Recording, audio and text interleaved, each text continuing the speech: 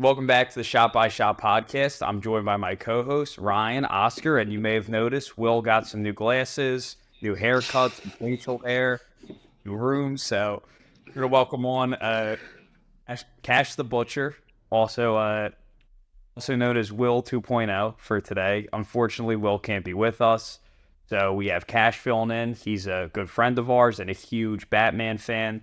So today, yeah, we're going to be breaking down all of the films of the Batman franchise in celebration of Batman Day. Unfortunately, we're releasing the episode a little later. Now, Batman Day is a little bit in the past, but obviously, you can never get enough of Batman. I'm sure all of you, just we can't get enough of the character. There's so much to talk about with him. The best superhero of all time, in my opinion.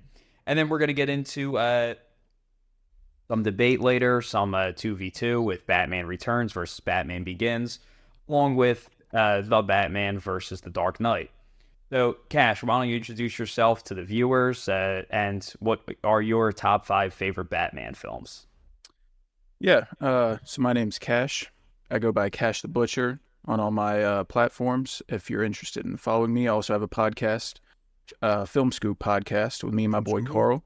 Upload about Film Scoop about once a week. And I love Batman. Alex is right about that.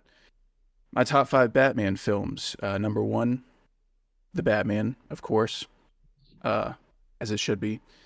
Number 2, Batman Begins. I know, but sue me. Number 3, The Dark Knight Rises. Sue me again. Number 4, The Dark Knight, and number 5, Mask of the Phantasm.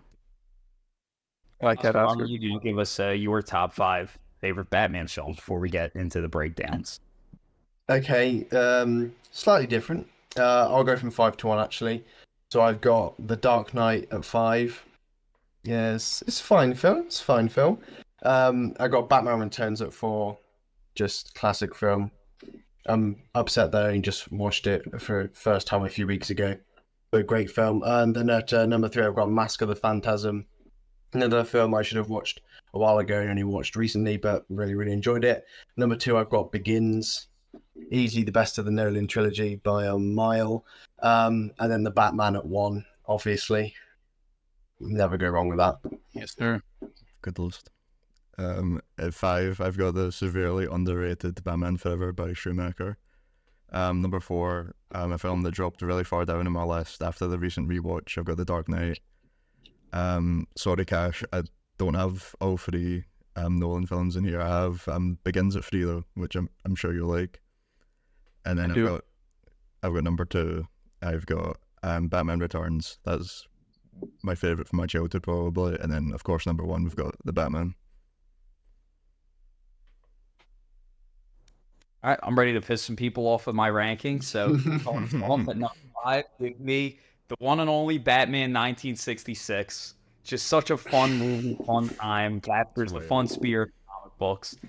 I absolutely love it. Also, by far the best Batmobile. Not even for 4. I'm gonna go with The Dark Knight, and I know a lot of people are probably going nuts because most people expect this to be at 1 or 2, but I mean, listen, I probably appreciate this movie on a deeper level than a lot of people who are angry at its low ranking, but on some rewatches, it doesn't have the same effect for me that the other ones do. Number 3, childhood favorite, Batman Mask of the Phantasm. The animated series might be the best Batman content ever, and this is really just that in movie form. Incredible artwork and imagery throughout that entire film. Number 2, give me Batman Returns. Just one of my all-time favorite films for so many reasons we'll get into later. I have so much to say about Returns that I'll get into, especially in our debate later. And number 1, easily, by a mile, without a doubt, The Batman, which I'll speak more about later because it's a masterpiece of a Batman film, a comic book movie, and just the film itself. Robbed at the Oscars, but the best comic book movie of all time. So let's get right into it. So to start us off, we'll cover my 5th favorite Batman film, Batman 1966, starring Adam West and Burt Ward. And Cash, why don't you start us off? What are your thoughts on Batman 66? Yeah, so I just watched this recently for the first time. I had never seen it before, and I enjoyed it. I think it's fun, and it's made in a way where, like, you can tell things were a lot different back in the 60s. But it's not a word I'd use very often to describe a movie, but I'd call it cute. Because I think it just has a lot of heart, and it feels like everyone there was interested in what they were doing, and they cared about making something fun, which you can tell from the the opening little thing they show about having fun. So, not one of my favorites, but it's something I definitely respect and appreciate, and I get why people like it. But I don't really have like some crazy attachment to it because, like I said, I just watched it for the first time. Yeah, it's a first watch for me. Sorry to disappoint you, Alex, but I've got this quite far down. I don't know if this is a hot take, because I know people do love it, but I've got it 12, very last. It was really fun. We did watch it together, actually, which made it a lot more fun. There's a lot of charm to it, obviously. Made in the 60s, there wasn't many expectations for it, an adaptation of Batman, but there was some cool filmmaking, like you said, like the car, like those shots were pretty cool. But yeah, it hasn't aged great. Nothing bad, and it is a good time. But I'd rather watch the other films on the list for me personally.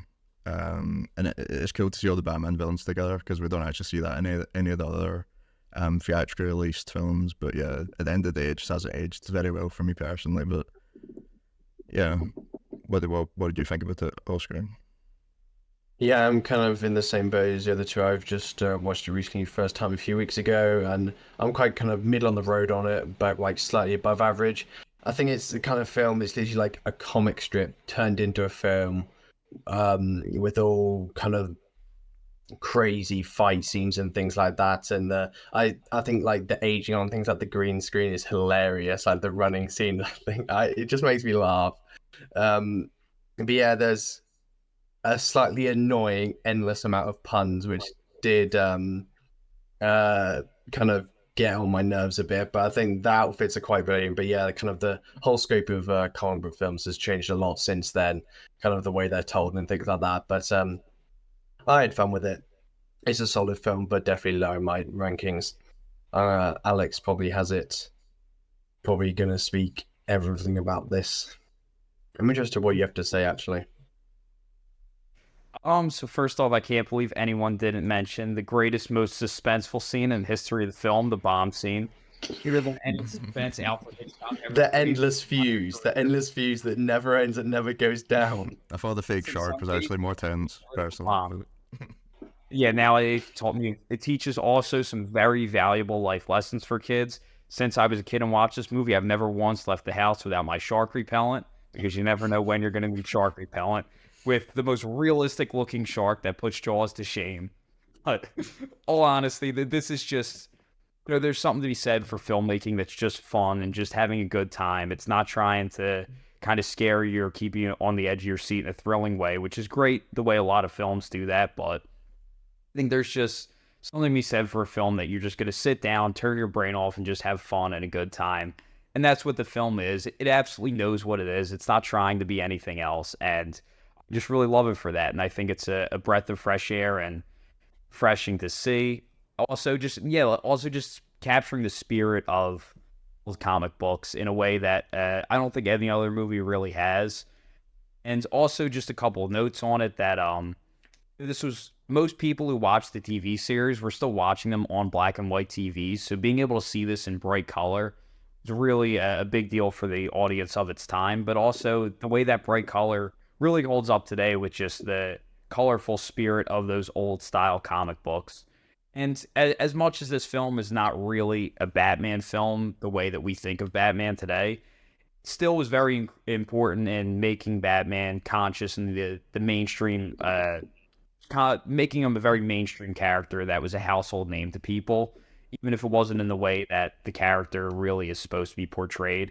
It made him one of the most recognizable superheroes, which paved the way for all of the great Batman films to come.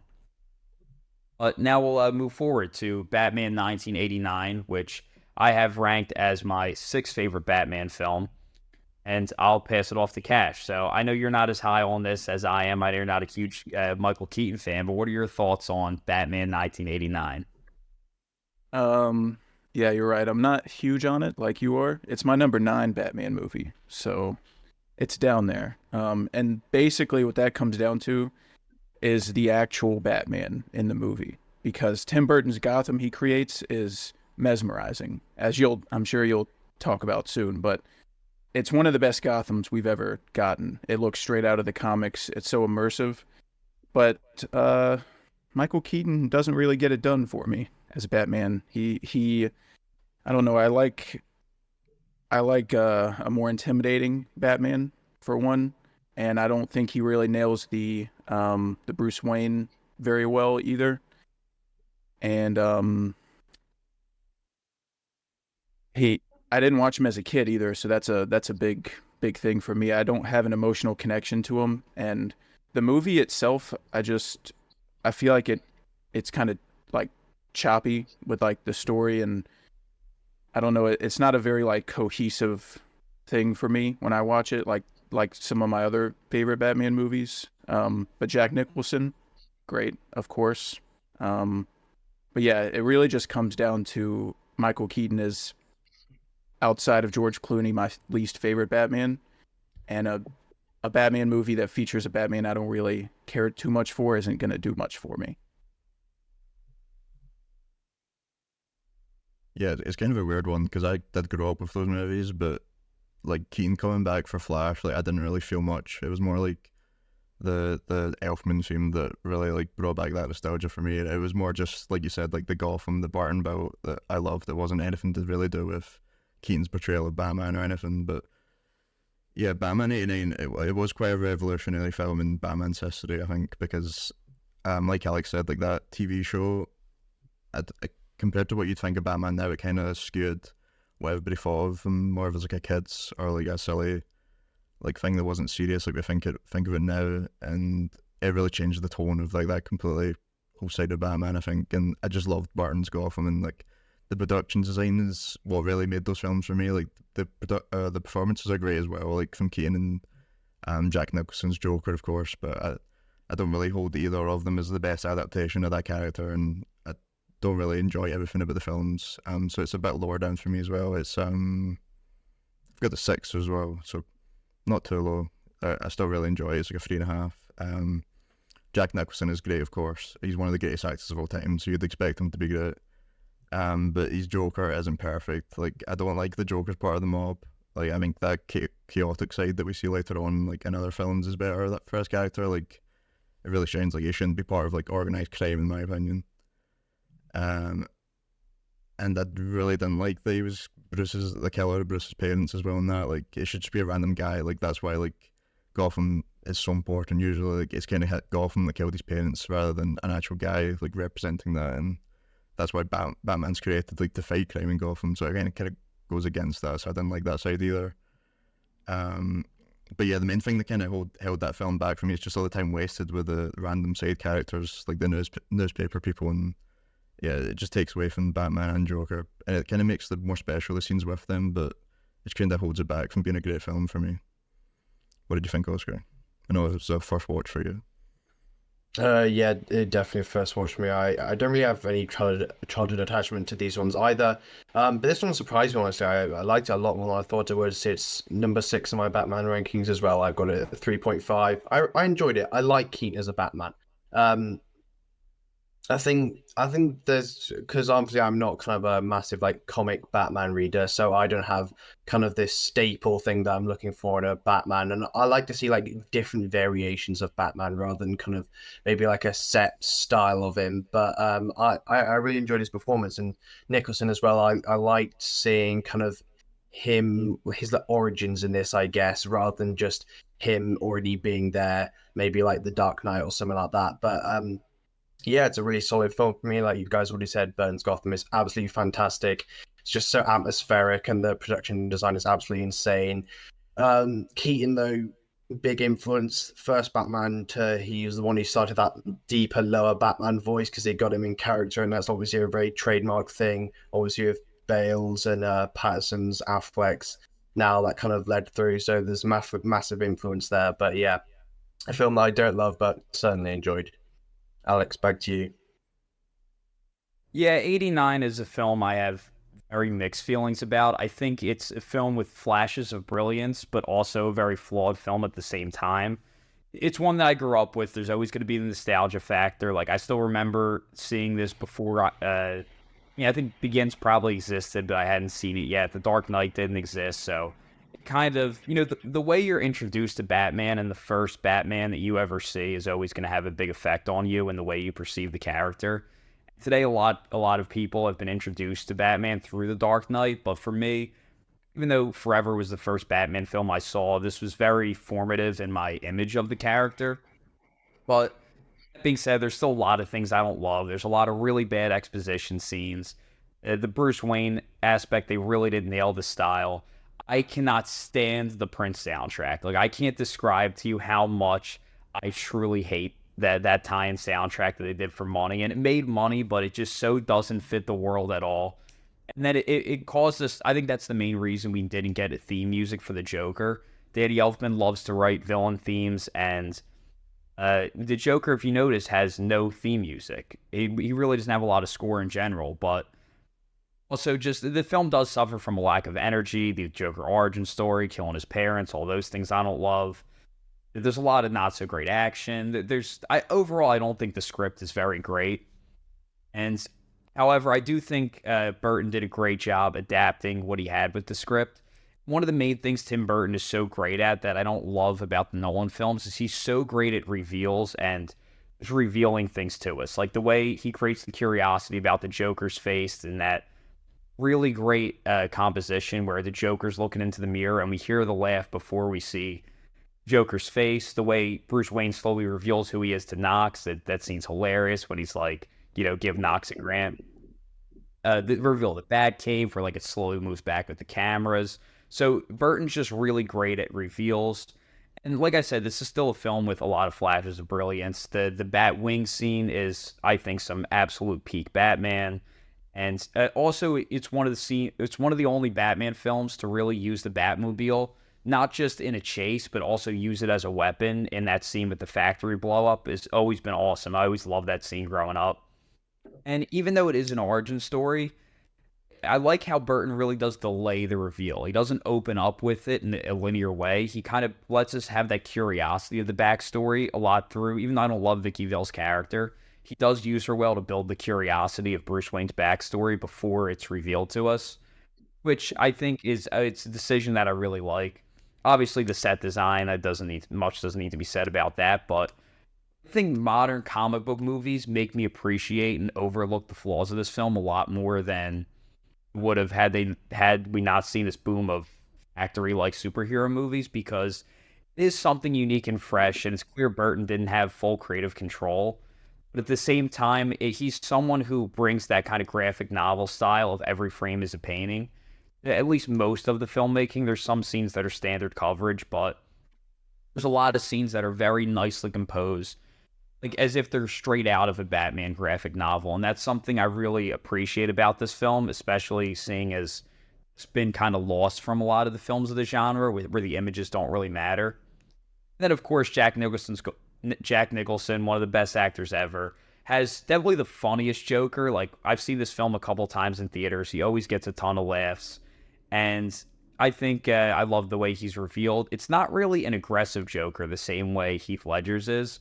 He definitely takes a very different interpretation of the character, and I don't love everything about it, but I certainly do appreciate his Joker and think he doesn't get enough credit now that he's kind of been overshadowed by Heath Ledger.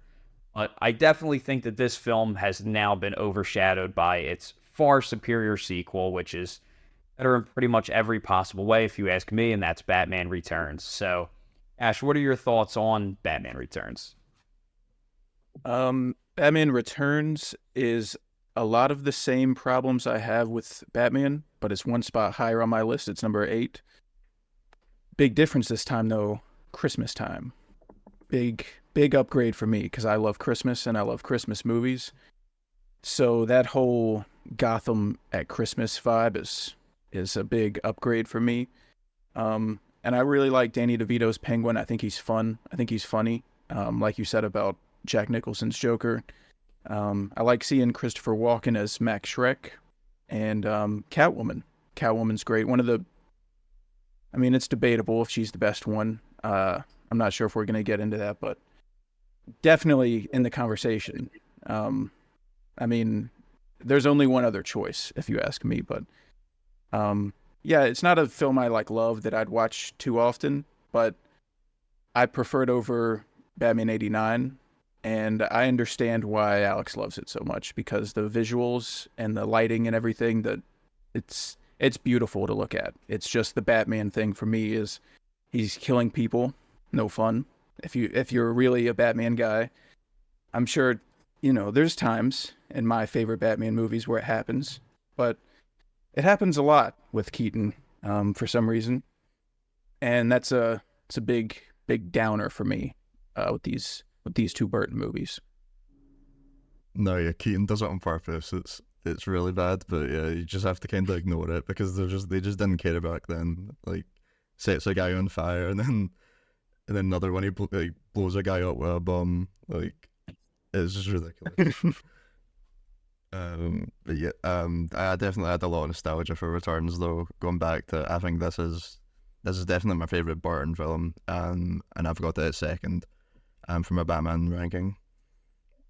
And he just took the budget that he'd earned from Batman 89, and he produced a much better adaptation, in my opinion. Like, somehow improving on the incredible production design, like from the original. Like, this time, like you said, it was set during Christmas. Like, this is one of the best Christmas movies, in my opinion. It's just great winter vibes, and it's just his use of color, particularly like neon lights. It's just brilliant in Gotham. And it really was the best for decades until, of course, the Batman. I think that topped it slightly, in my opinion. Although on top of everything, I think it makes use of Danny Elfman's score the best. And I know Cash doesn't agree with us, but I think that is the best Batman score we've had so far. And yeah, like you said, just the villains are so great in this one. I think like it really does make use of Batman's rogue gallery, which is probably one of the best in comic book history. That trio of Catwoman and Batman and Penguin just works so well. Like, every scene with Penguin and Catwoman's hilarious. And like Danny DeVito was in real life, like, he's just so horny for Catwoman, and he is in the movie as well. In the first one, there was a lot of time wasted with scenes outside of them suited up, and I thought that it made it quite boring, and it was mostly filler, pretty much. But that's really not the case here. Like, every scene is captivating. Like, the human side of Bruce and Selina adds so much to their characters and makes the film work so well for me. And yes, I don't know if I'd say Selina's the best, like you said, Cash. But she really is a great anti-hero in this. I know we were having a discussion whether she should be a villain or not, and it really is kind of vague whether which side you'd go for. I think she is more of a villain, but yeah, the whole dynamic with her and Bruce is just brilliant. Like, both hiding behind their mask and constantly trying to hide it from each other. Like, I love that scene where they're just when they find out their secret identities at the ball, just like everybody else wearing a mask, but this is the only time that they aren't in their actual their identities, because they don't really see their real identities as their non-mask form, I guess. But I miss when superheroes had secret identities in these movies. But yeah, again, another first watch for you, Oscar. What did you think of this? Yeah, I went into this film knowing very little, actually. I just never really heard about it much, honestly.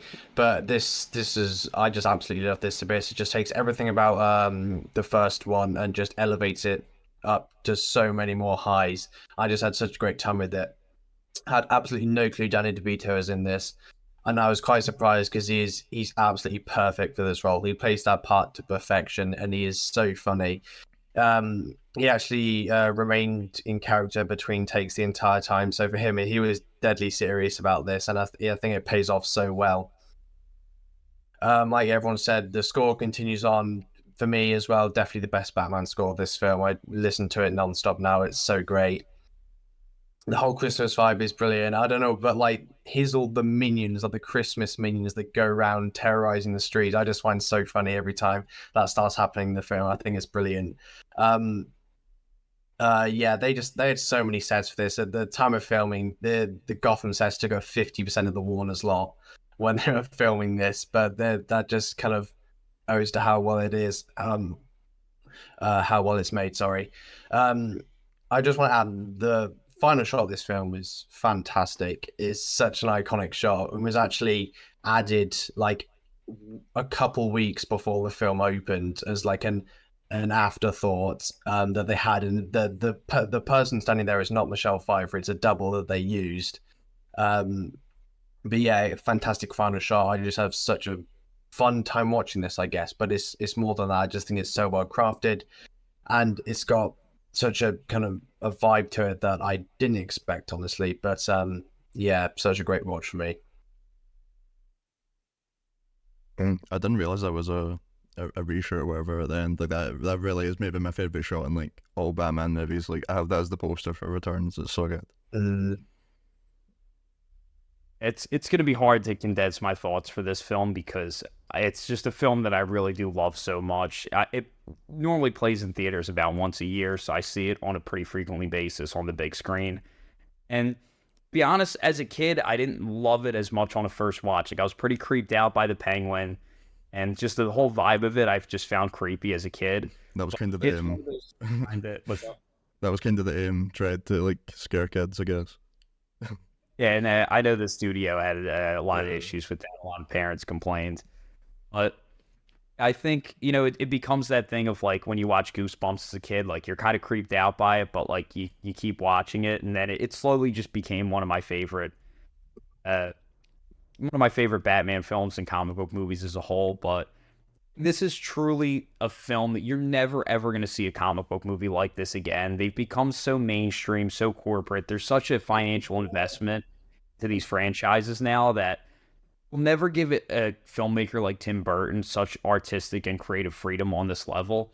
And, a lot of what your experience the film is going to come down to how you feel about Tim Burton's style, because if you don't like his style, you're going to hate it. But just having a true artistic voice that wasn't afraid to put his own self and style into the film is something I don't think any filmmaker will ever be allowed to do again, quite on this level.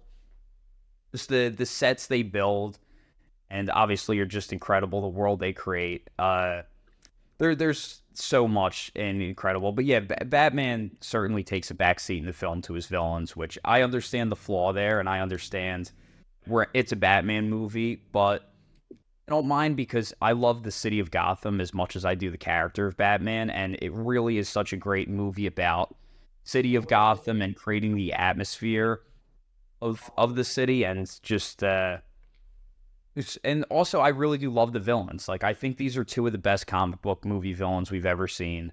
The Penguin's obviously great. Danny DeVito is full method in it, and he's like hilariously like bizarre and creepy. And I know he's not really the Penguin from the comics in a lot of ways, which I remember being confused by as a kid, but I think his performance really works. But Michelle Pfeiffer is one of the most underrated performances in a comic book movie we've ever seen. I think it's not even close. She's by far the best Catwoman.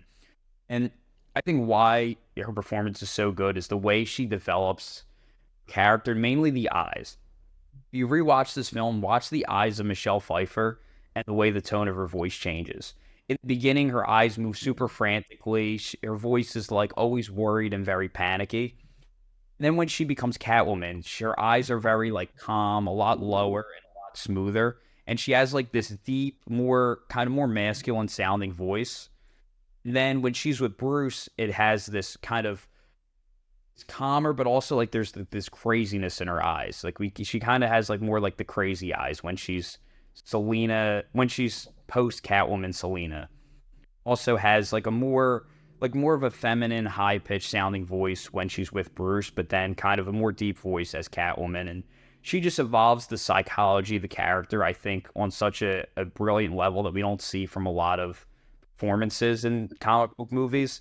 And just the versatility in that performance, I think, doesn't get near enough credit for what she pulled off. It's a big reason why, even though it isn't necessarily the best film because of Batman as a character, I think Catwoman really is actually what carries this film in a lot of ways. Love, of course, the Christmas setting, and I think the Christmas setting creates great use of color. Even though it's not necessarily a colorful film, like, let's say, Batman 66, it really uses black and white as colors.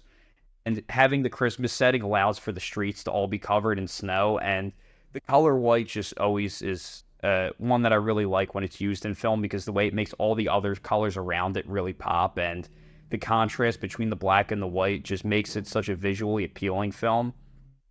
Also, Burton really in this one likes to use different elevations. We have the Penguin, who's very like a low elevation. He's like below the surface in the sewers. And just in the beginning, you see him looking up at Gotham. And we just see, and then we go all the way up to the top where there's Max Shrek's office. And Burton just really plays around with the different elevations of society and where he's placing the characters in terms of the elevation. We see them visually, which is just a great thematic element that brings just to add a whole nother layer to it. Loves to use diagonal lines as well, which come straight out of 1930s German expressionist movies like Cabinet of Dr. Caligari. And just a lot of diagonal lines, which also just give it a unique texture. I know most people aren't looking at it, noticing things like this, but it changes the way you perceive it. And superhero movies today are so focused on, center framing, even compositions, and just seeing just the way he uses lines creates just such a different look and feeling from what we've become used to. And in terms of what we've become used to, this is maybe probably the last superhero movie ever where nothing was done in post. There's pretty much there's like very, very little CGI used with the Penguin Army, but that's pretty much it. Even in the Christopher Reeve Superman movies, there's visual effects and CGI, but there's pretty much there's no CGI in this movie, which I definitely don't think we'll ever see the superhero movie again. And yeah, I understand what Cash's point about Keaton not being necessarily the best Batman. I think he gets the job done, but I think the one thing I do like that he does well is I do think he is very. You can see it in his eyes. His mind's very all over the place, and that's one thing that Michael Keaton does that really well that I do appreciate. I think he's a much better Batman than Bruce Wayne, but obviously in The Dark Knight, Nolan nails that Bruce Wayne like clean cut style. And the one scene, I really don't think they did a good job with it in '89, but that ballroom scene with him and Selena is just such a stylish scene on every level, and I just love the style they bring to it. And last but not least, of course, I cannot talk about Danny Elfman's score, which is one of the best scores in film history, if you ask me. The three themes of Batman, Catwoman, and the Penguin with those like menacing bass pluck strings, and Catwoman with that kind of more screechier sound, then of course the great Batman film we heard from the 80s films. But yeah, just incredible. And then just like real grand choir sounding just gives it such a grand and epic quality. Much of the score doesn't feel like subtle and underneath. It's very grand and kind of noticeable, which it's the type I like personally. I know some people prefer subtler, but I like very big and in your face, high volume music. And just that opening with the Penguin, right away you know it's a better film with essentially a silent movie to open up the film. And I like Burton's appreciation for kind of show don't tell and having things be as visual as possible and minimizing need for dialogue. So, I've been rambling a bit. I just really love this movie and just can't talk about how much I love it enough. But we'll move on to Batman Forever. Cash, I know you just watched this for the first time recently. So what were your first watch thoughts on Joel Schumacher's first Batman film? Yeah. That was some crazy analysis, by the way. That was intense, and I enjoyed it. Yeah, Batman Forever, first watch. Val Kilmer as Batman and Bruce Wayne. I'm a big fan. I think he's underrated. I think he's better than Michael Keaton. Sorry. I think I don't know. It really works for me. Him as Batman just kind of makes sense. And since I didn't grow up with this movie, it was kind of like I went all these years watching the Christian Bale Batman movies, and then it's like I stepped into an alternate dimension where Val Kilmer was Batman. And it was like I was taking I was getting in a portal and going to a different place. And it was really fun. And what's interesting is a lot of people will kind of shit on Joel Schumacher and say he doesn't understand Batman and his style is too goofy and it should have been darker. But if you watch interviews with him, he really loves the dark Batman and he loves Batman Year One, and he wanted to do a darker Batman movie, and the studio told him no, and they said the last two were too dark, we can't sell our McDonald's toys, so you're gonna have to make a childish one. And you can tell that's what he was doing, but he also put little seeds in of like things that he was interested in doing. And you can tell it was kind of like a tug of war with him in the studio between what he wanted and what they wanted. But I think the end product like ended up being pretty fun. I like Jim Carrey's Riddler a lot. I think he's fun. Tommy Lee Jones Two-Face not as much. I think he didn't seem very interested in being in the movie at all. And Jim Carrey's talked about how they kind of got into it while filming because Tommy Lee Jones seemed kind of like jealous that Jim Carrey was such a big star and he was like, and Tommy Lee Jones was kind of playing second fiddle to him, which sucks that he was, he was kind of taking that out on him. But it shows in his performance that he didn't want to be there. But I love Joel Schumacher's Gotham. I think it's like where Burton's Gotham is very, very gothic. Like Schumacher's Gotham is very like homoerotic in a great way. It's very colorful and fun, and it kind of looks like a trampoline park or something. And I think it makes for a good time. And also, I like Chris O'Donnell as Robin for some reason, even though he's 37. I don't know what it is, but I don't know. It worked for me. Like Bruce kind of adopting him and letting him stay at his mansion, and Robin kind of bringing Bruce out of his show. I don't know. It worked for me. So I had a good time. A lot better time than I thought I would with its like reputation that it has. Yeah, I totally agree with all your points. Like, I really didn't like Tommy Lee Jones in this movie, even though like I did grow up with this as well. Like, this was one of my favorite Batman films growing up. Yeah, Tommy Lee Jones is just desperately trying to keep up with Jim Carrey, like you said. Like, he's just not got that ability to play that type of character, I think. And nor did he didn't even really seem to care. I think that really was just a bag for him. Like, this was just another film. And it just kind of ends up being a poor Jack Nicholson, like, Joker impression, kind of. But yeah, I really like Val Kilmer as well. He's probably above Keaton as well for me. This is the first, like, Batman that kind of, or live action Batman, they even attempted to try and give Batman an actual arc. Like, in Batman's films, or Barton's films, the focus is more on those villains, which I did love at the time, but the Batman isn't really that great. But yeah, it really does stand out as unique from all the other films in that kind of like 80s, 90s era. Because there is a struggle for him in this movie, like in Mask of Phantasm, where like he doesn't know if he wants to continue being Batman. And there was, I don't know if you know about it, but the Schumacher cut, like there is a cut with, there's a lot more about Batman's like arc. They kind of had to cut out, which does exist. Like, there's people that have seen it, so I really hope we get to see that at some point, because I think it'd be a really good cut of the movie. Yeah, but this, coming off Batman Returns, like, this Warner Brothers really did just want, like, they were not happy with Tim Burton. Like, it was deemed too raunchy, violent, and just inappropriate for kids. Like Alex was saying, like, Danny DeVito scarred him as a kid, so it definitely worked. I think Burton done that on purpose because he wanted to get back at Warner Brothers for just trying to sell toys from all these villains. But yeah, so they really wanted him to dial that down to the next film, and of course Burton just said no for that, and so they had to get a new director, and then came Schumacher. And yeah, it resulted in a film that most people consider a huge drop off. But yeah, I mean, this is really unfair. Like, it is very different. The cam dial's set to 10 in natural Schumacher order, but it's definitely aimed towards kids as well, being a more kid friendly film like they wanted. But people put this in the same tier as Batman and Robin, and I think it's definitely much better than that.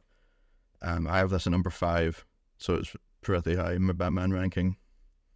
But yeah, I just loved it. I love this film. I loved it as a kid, and I still love it. Like, Schumacher was given 70 million, and he created like a superhero flick that was straight out of a comic book. Like, he created action and set pieces that were creatively ahead of their time, and even still much better than the schlock that we like see in a lot of comic book movies nowadays. But yeah, I like the Burton films. The standout was the production design again for me. There are so many set pieces that are just iconic in Batman's filmography. Barbara Ling was actually the production designer. That she's now an Oscar winner for recreating the 60s Hollywood in Once Upon a Time in Hollywood, which is just a magnificent set design. Like, that is also one of my favorite films. Some of the stuff, like, the villains' layers are so good. Like, Riddler's house is so interesting to look at. Two-Face's split layer is pretty hilarious, just how it's split down the middle with his two faces. But yeah, the best best part of the film, or the best area of the film, is Riddler's throne room. Like, that's just one of the best in any comic book movie, I think. Like, just an insanely crazy set piece that, like, you get a lot from the character just from looking at it. It's a lot of, like, show don't tell, I think, and it's really good. And this film also has one of the best Batcaves, because the other ones don't really tend to show the Batcave, but they really made sure to make a point of making a really cool Batcave for this. So I really loved just all the set designs. But yeah, hopefully we get a better cut of this movie, because I really do love it. Was this a first watch for you again, Oscar? Yeah, it was. Like, before a few weeks ago, I hadn't seen any Batman film before Nolan's trilogy. So this kind of all is up to Nolan's trilogy is just new to me. But yeah, this is a massive surprise to me, considering the ratings that people give this. I really, really enjoyed this. Like you guys have said, Val Kilmer's Batman, I really, really enjoy it. I think he works really well in that role. Unfortunately for the studio interference, that kind of does mess a lot with the tone of the film. But honestly, I think it's actually a really refreshing take. That I think it's a good balance of camp and seriousness. I think the jokes work really, really well, but then you kind of got Kilmer's Batman kind of balances that out, and I think it does it surprisingly well. Like you guys already said, I think Tommy Lee Jones is just so bland in this role. He does not want to be there at all, and just Jim Carrey just carries that villain side on his back so well. I don't love Jim Carrey a lot, as I know a lot of other people do, but I think he is really, really well suited for this role. Obviously a lot of kind of creative differences between the studios, which is why Keane turned down the role because of the kind of aim and the goal of the studios and what Schumacher was going for. And Leonardo DiCaprio was supposed to play Robin, but turned down the role for the same reasons, because he didn't like in the direction that they were taking, which I think that would have been crazy to see. I don't know how old he was then, but 1995, Leonardo DiCaprio playing Robin. I think that would have been brilliant. A lot younger than what Chris O'Donnell was for Robin. But yeah, slight villain problem in this for me with Tommy Lee Jones, but it's nonetheless a really good time for me. It's a solid Batman film and a lot better than I expected.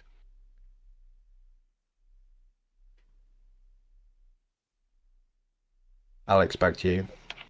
And so, like I said, Forever for me was the first Batman movie I ever saw, so there's always going to be kind of a special connection to the film for me for that reason, that it's the one that really at least introduced me to the character in terms of live action. I agree. I like Val Kilmer's Batman a lot. I think when I watch it back, it's an inconsistent Batman. I think scenes he's not so great, and then there's scenes I think he's really good. And, growing up, Jim Carrey was hilarious, so him as the Riddler, I think, is a perfect fit. I think he does a great job with the part.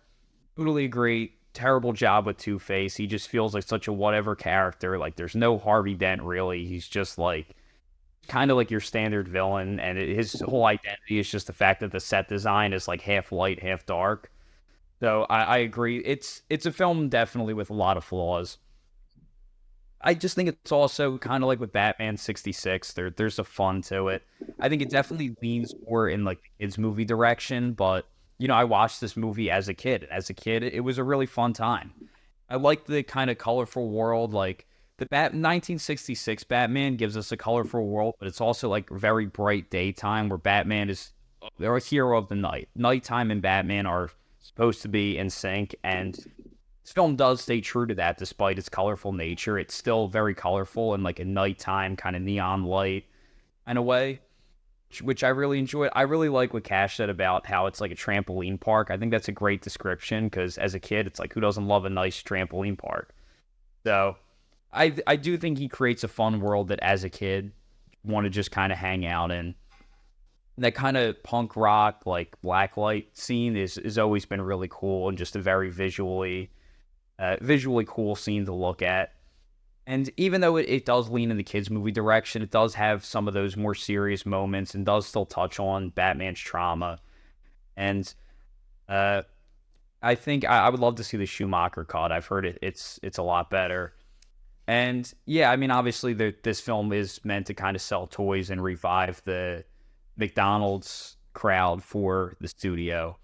But I think for that being what it is, there is such thing as movies that are meant for absolute consumerism that can be very fun movies at the same time. And I think this is one of those that is a consumer heavy movie that's done in a fun and appealing way, at least.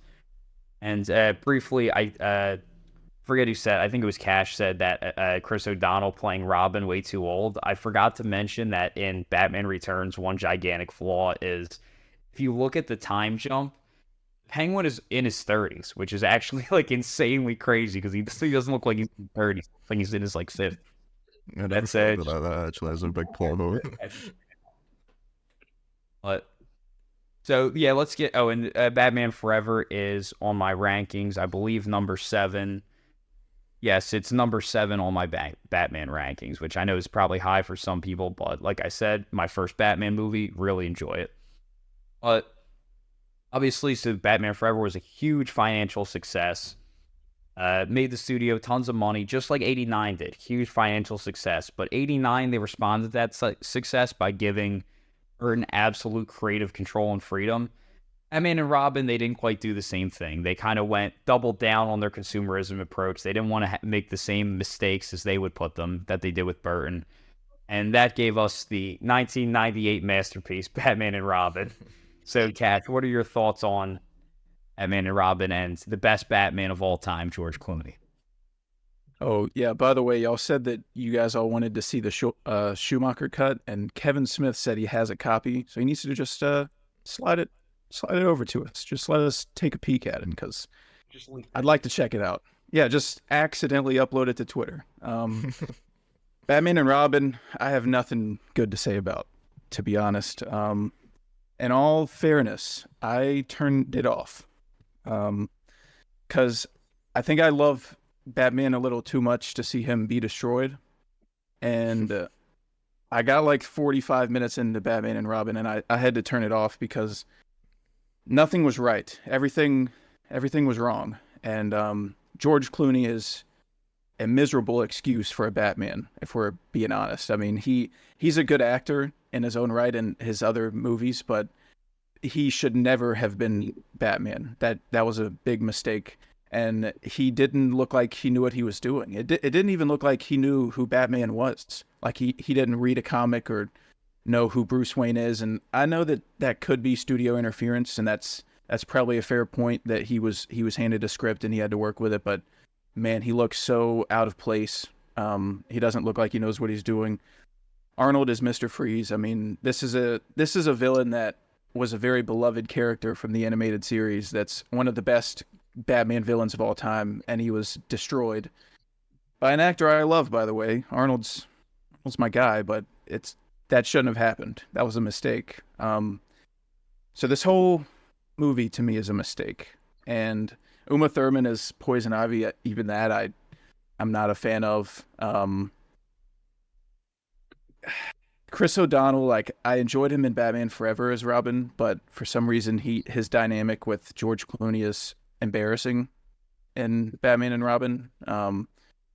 So I don't even have much to say about it. I just hate it. I just hate the movie. So I wanna hear what y'all have to say about it.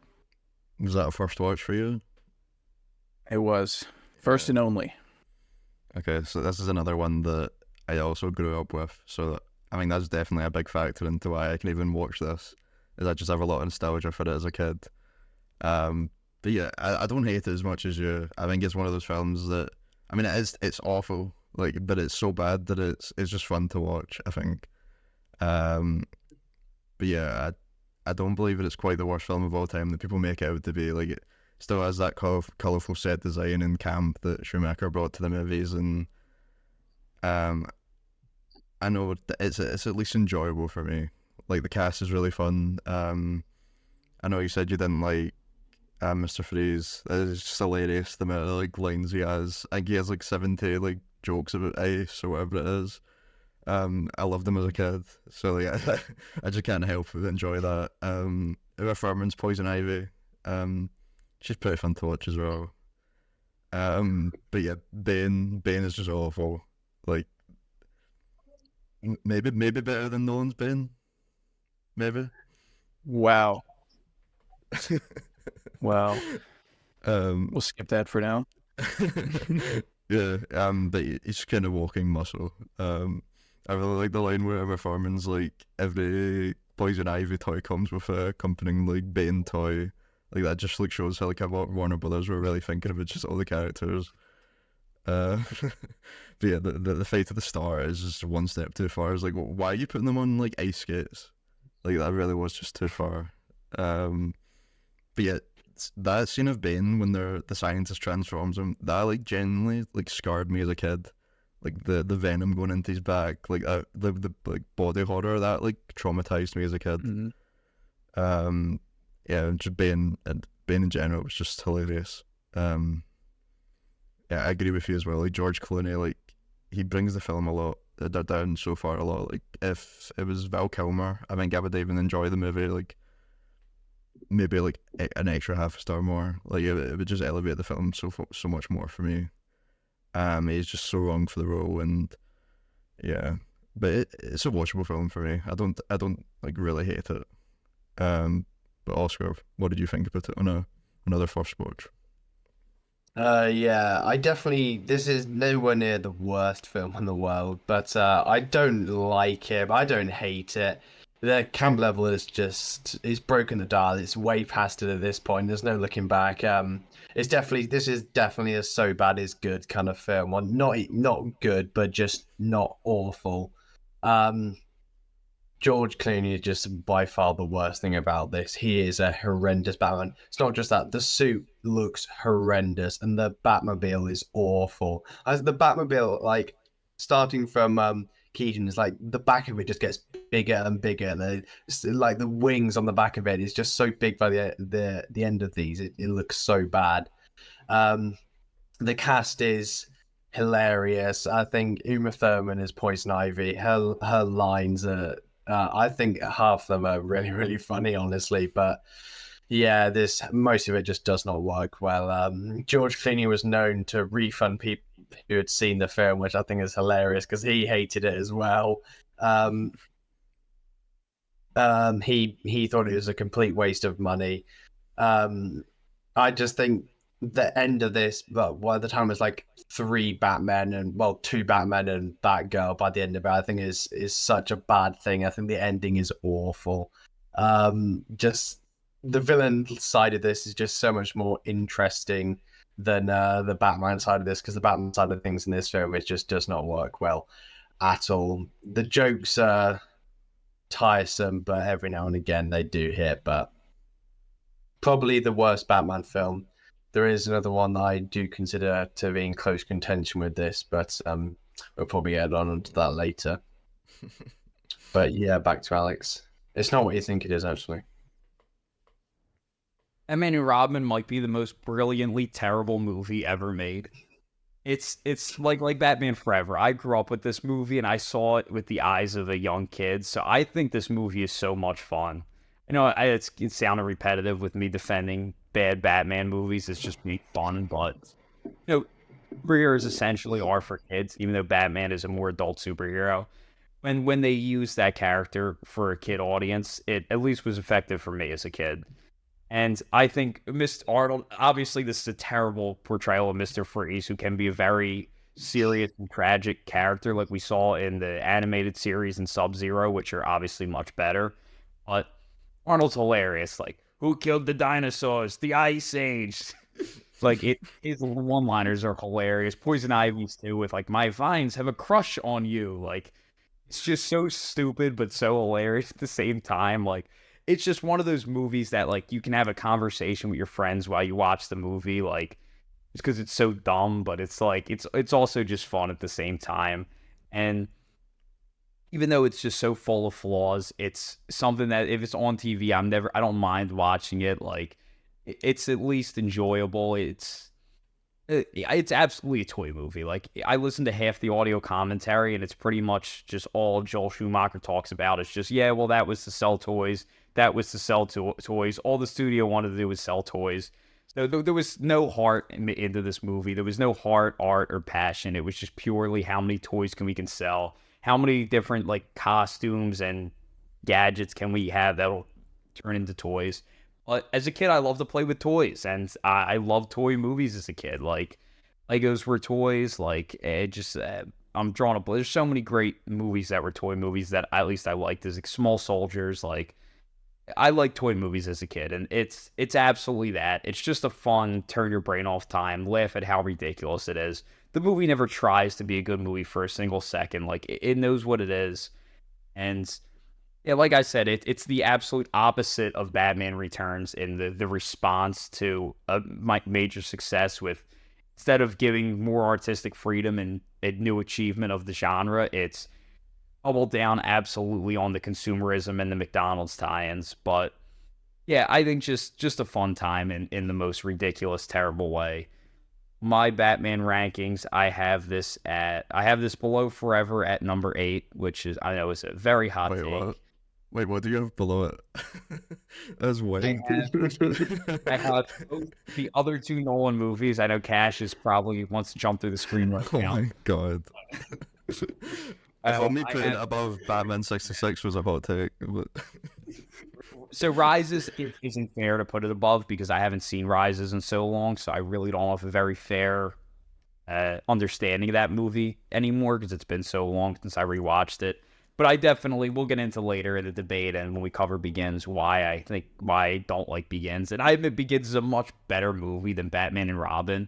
But if I had to choose which one I want to sit down and watch, it's Batman and Robin any day of the week because at least that one I think is fun and enjoyable. We'll get more into that later if you want to hear me and Cash really debate Batman Begins. Yeah, so not much more to say about Batman and Robin. It's just a brilliantly terrible movie. Made to make toys and just absolutely ridiculous. George Clooney is a terrible Batman, but and that's pretty much all there is to say. The back card's iconic, but that's pretty much it. So we unfortunately I screwed up. We skipped over one of the best Batman films of the 90s. You could argue is the best Batman film of the 90s, and that is Mask of the Phantasm. So, Cash, what are your thoughts on that film? Yeah, that's my number 5 Batman movie. Not one I grew up with, because if you've ever listened to my podcast before, I've talked about this, but I didn't grow up with good movies. My parents showed me junk that they watched, like Grown Ups and Joe Dirt and Talladega Nights. So I didn't really grow up with anything good. So I watched Mask of the Phantasm for the first time 2 years ago. But I can only imagine how much more I'd love it if I watched it as a kid. But yeah, I think that it's a great tie-in with the animated series if you're a fan of that, because the voice actors are the same, and I love the animation. It's even though it came out in the 90s, it doesn't feel dated at all. It feels perfectly Batman, and it's beautiful. And the score, I really enjoy. I have it on my phone. And I just think it dives into the psychology of Bruce Wayne really well. What it means, the sacrifices that he makes being Batman, and him going to his parents' grave and talking to them is one of my favorite scenes of any Batman movie, when he's asking them for permission to go back on his promise that he made to him, because he said he didn't count on being happy, which is just heartbreaking. Even though it's animated, it really gets you emotional because it's really sad. But then Phantasm is just one of the coolest villains, and Phantasm isn't based on comics or anything, but Phantasm was created for that movie, and that's really cool and something that never happens nowadays. But I think that the way they tied in who Phantasm is and Bruce's backstory, and I think it's all very cohesive and makes for a very intense and emotional story. It's an hour and 17 minutes. It's in and out. It gets scene by scene. The pacing's great. No wasted time. And then shout out to Kevin Conroy, the GOAT. But yeah, that's number 5 on my ranking. Big time fan. Yeah, I was the same. This is the first one I didn't grow up with either. I did not watch the Batman animated series either as a kid. I was more of a Spider-Man animated series guy. So when I watched this, it really was that kind of first experience into that world for me. Yeah, I totally agree. It's one of the best adaptations of both Bruce Wayne and Batman. Like, the movie perfectly represents what it means for Bruce Wayne to carry that like pledge to his parents, and how both sides of his life are defined by loss, and it's just so different to the other like theatrically released Batman films that we get. Like, it's not great because of some like great set piece or action or something. It stands out because it's like not only a great piece of animation, but it's a kind of a love story that doesn't really get explored through any of the other films. So it really stands out, and yeah, it's really nice seeing a Batman villain as well, like you said, like utilized opposed to like, oh yeah, a new Batman villain opposed to like the usual like rogues gallery that we see. Like, even though they still get Joker in there, into the story, but Mark Hamill is one of the best Jokers as well. So it's and such an amazing voice actor. So it's a really welcome addition to the film, and I think I have it seventh. So pretty good. I think it was another first watch for you as well, Oscar. What did you think about Mask of the Phantasm? Yeah. This is the only piece of animated Batman I've ever seen. I didn't really grow up with like superhero animated stuff at all, really. It was more Ben 10, honestly. Much better. But yeah, I was really, really impressed by this film. Especially how kind of well fleshed out things are for only a 76-minute film. It's really, really deep and really effective character study that I was just so impressed by. It's short, sweet, and it's simple. Well, it's not simple actually. It's short and it's sweet and it's complex, but it's really well dealt with. You got kind of really good kind of themes of death, really well nuanced together with the villains throughout this, which there are multiple of, but somehow they're dealt with much better than in other Batman films. The relationships in this are fantastic. Some really, really great dialogue in here. Mark Hamill's voice acting as the Joker is just so impressive. Heard about him beforehand being really good in this role. First time I'd kind of seen him in the animated Batman role, and he was just absolutely brilliant. Stole the show on the voice acting side of things for me. But yeah, I was just really, really great story. Had such a great time with this. Phantasm was kind of a really menacing villain that I really, really enjoyed out of nowhere. Honestly, I'd kind of heard the hype about this, but it absolutely delivered for me. Alex? For me, this is a childhood classic. Batman Forever was my first like live action Batman movie, but my introduction to Batman was through the cartoon. It was through the animated series and the iconic Scooby-Doo meets Batman and Robin DVD special. But those are really what introduced me to Batman. Was through the cartoon. I became a comic reader when I got a little bit older, or I shouldn't say a reader. I became someone who would look through the pictures of comic books. I never actually read anything because I hated to read as a kid. But the animated series was what really made me get into most superhero characters like Batman, Spider-Man, and X-Men. And the Batman animated series, one of the best ever, and that series great by making it targeted at kids as a children's TV show, but having really serious themes, big emotional weight, and just more complex emotions and characters, which Phantasm does a great job of with giving us a villain who is similar to Batman in many ways. Phantasm looks a lot like Batman, uses similar tactics to Batman, has tragedy like Batman.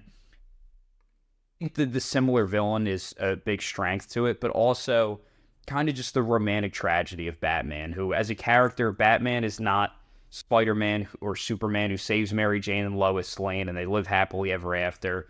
There's Batman always kind of has to need to be alone, and he always makes that romantic sacrifice to be Batman. We see it in a lot of adaptations. It's there in The Dark Knight, it's there in the Batman, it's there in Returns. But I think this might be where it's the strongest, and can't even necessarily pinpoint why this is so strong compared to the others, but I just think they really nail that romantic conflict of Batman in this one on a stronger level than a lot of the other adaptations. But also it's just full of incredible artistic imagery. Like I said, I love in the Burton films how he brings that every frame is a painting approach, much like a graphic novel, but the animated series and Phantasm do a better job of that. Every frame is a painting. The artwork with the frames within the frame and just the detail of every inch of that frame is done better in Phantasm than any other adaptation of Batman. Even the Batman, which does come close, it's just the artistic vision here is really on another level. And like I said, it's a childhood favorite of mine that as a kid I loved for reasons that without even appreciating just how good this film is and how artistic it is. But one of the best animated films of all time, and I hope that people don't overlook it for being an animated film when compared to a lot of the others, because truly one of the best Batman films ever. It's number third on my ranking, and that is only because it holds the Batman and Returns so insanely high, because it easily is deserving of a number one spot had the competition not been so insanely difficult. But so now let's get right into a pretty anticipated Batman film that I know Cash has a lot I'm sure he wants to say about, and that is Christopher Nolan's revival of the franchise with 2005's Batman Begins. Oh boy, where do I begin? First off, Alex, you're a maniac for having Batman and Robin over Begins. You deserve jail time.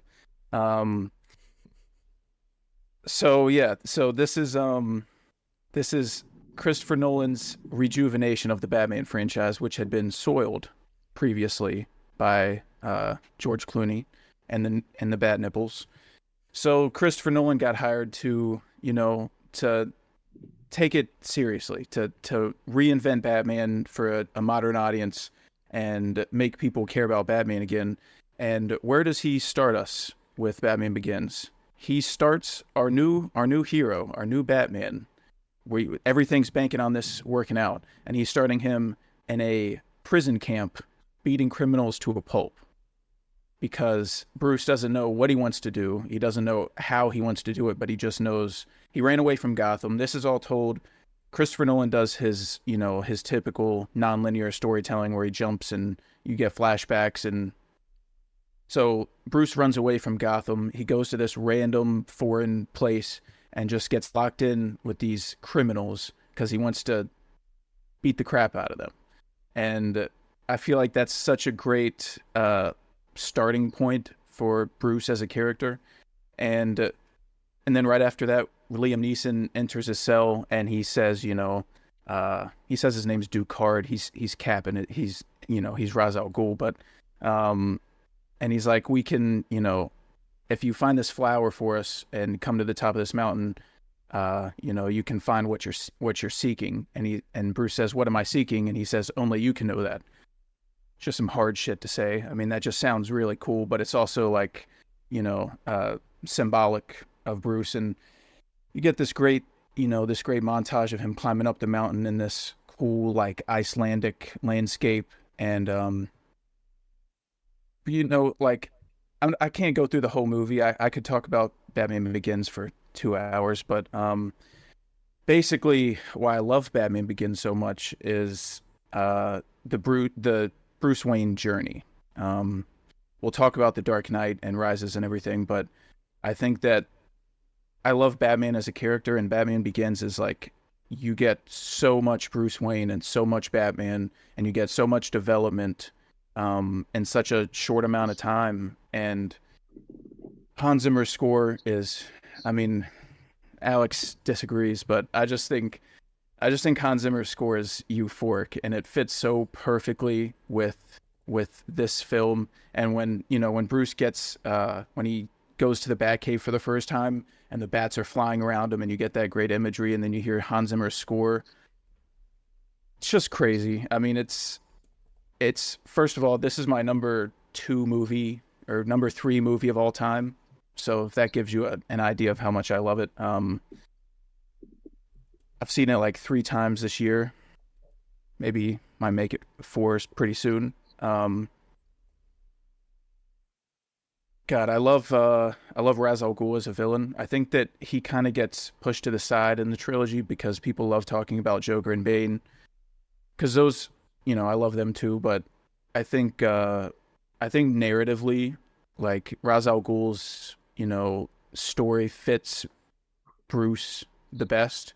and how Bruce and Ra's al Ghul both lose their family, and they both retaliate by wanting to eliminate crime, but they go about it in different ways, which puts them at odds. And Ra's al Ghul wants to destroy Gotham because Gotham has become a cesspool of crime, and he thinks that no one there deserves to live. So Bruce, he trains with the League of Shadows. He thinks that that's where he wants to be, and like the people he wants to train with and become part of.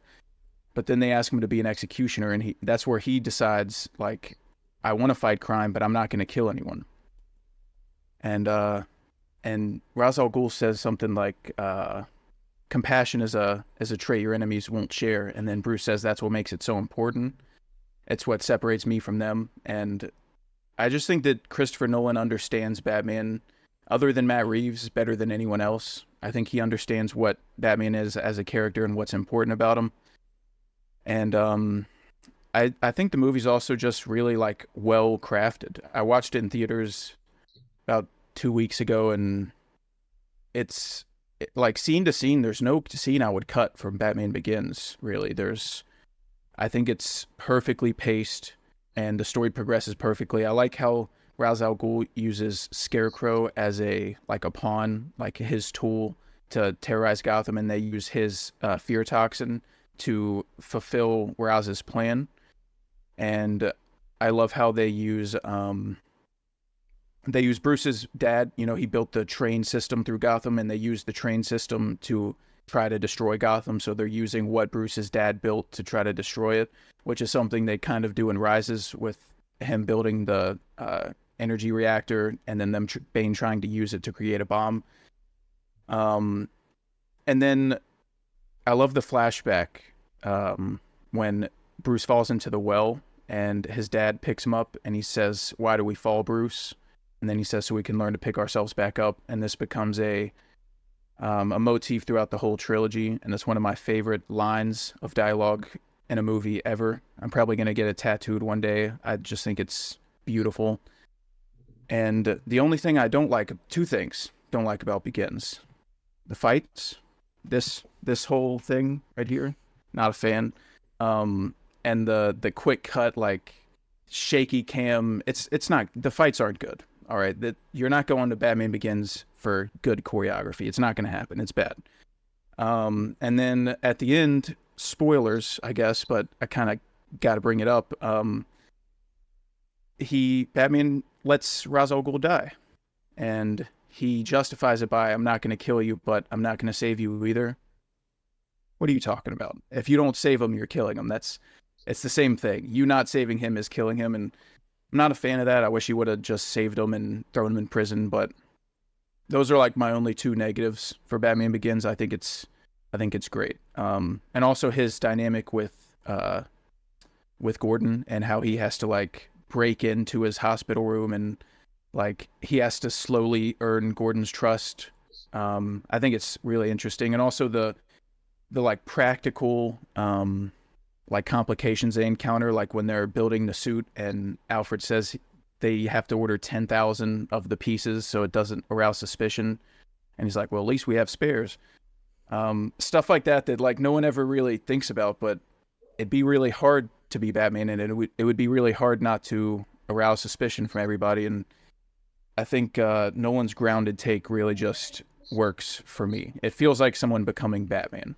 It feels like someone, beginning to be Batman, and I think it's awesome. Yeah, I really respect your take on it, because we both share that, like, undying love for superhero trilogies that people might not understand. They just love every entry in it, no matter what. But yeah, on this recent rewatch, and you'll like to hear that this is my favourite Nolan movie of the trilogy now. This is just the film that feels the most like a Batman film for me. I think personally it's the best performance from Bale, from both his Bruce Wayne and Batman side. And Gotham's also at his best, in my opinion. Actually feeling like a comic book like city, at least towards the end of the film. That's a major gripe that I have with the whole trilogy, is that the city is just a normal city, opposed to Burton or Schumacher, who really made it feel like a actual, like, comic book city that wouldn't exist in real life. But I know some people do really like that style. Um, I really like the origin of Batman in this movie as well. Like you were talking about the whole League of Shadows like side, like the training montage. That is probably one of my favorite parts of the film. That first act has like a lot of emotion. I think more than any scene in maybe Dark Knight. For me personally, I didn't feel the emotion, especially on this side of Dark Knight or this rewatch of Dark Knight. Whereas Batman Begins has a lot of moments that are really good for me. I think it's also maybe the best suit, at least in that trilogy. I don't know if you agree with that. But yeah, a lot of people point out that it has a villain problem as well. Like you said, I think Ra's al Ghul's really good. I don't agree with the villain problem. I don't think it's as bad as people make out to be. Ra's al Ghul's a really interesting like mentor turned villain. And yeah, like you said, Cillian Murphy is great as Scarecrow. Like some of the best scenes are with his fear talks and that. I know from your podcast, I found out that scene with Batman with the practical mask, like that is such a great scene, because I always thought that was CGI, but yeah, some of those scenes are just so good. And yeah, again, the score, I think it's a great score, like movie score. It's not my favorite Batman score. I think I'd have like Returns and probably Forever Over it as well. In terms of Batman scores. But yeah, a film that I've really grown to like as time's passed. Definitely my favourite of the trilogy. And I know it's really changed for you as well, Oscar, in this watch. So what were your thoughts? Oh yeah, I kind of forgotten how much I enjoyed this film. But yeah, for me, by far the best of the trilogy. And to be honest, it's the only one that really seems like a Batman film out of that trilogy. Honestly, it's the most kind of personal Batman story out of the trilogy. I really like the clash of like ideologies and wills in this film, and I think it works really, really well. I think that's what carries the film forward for me.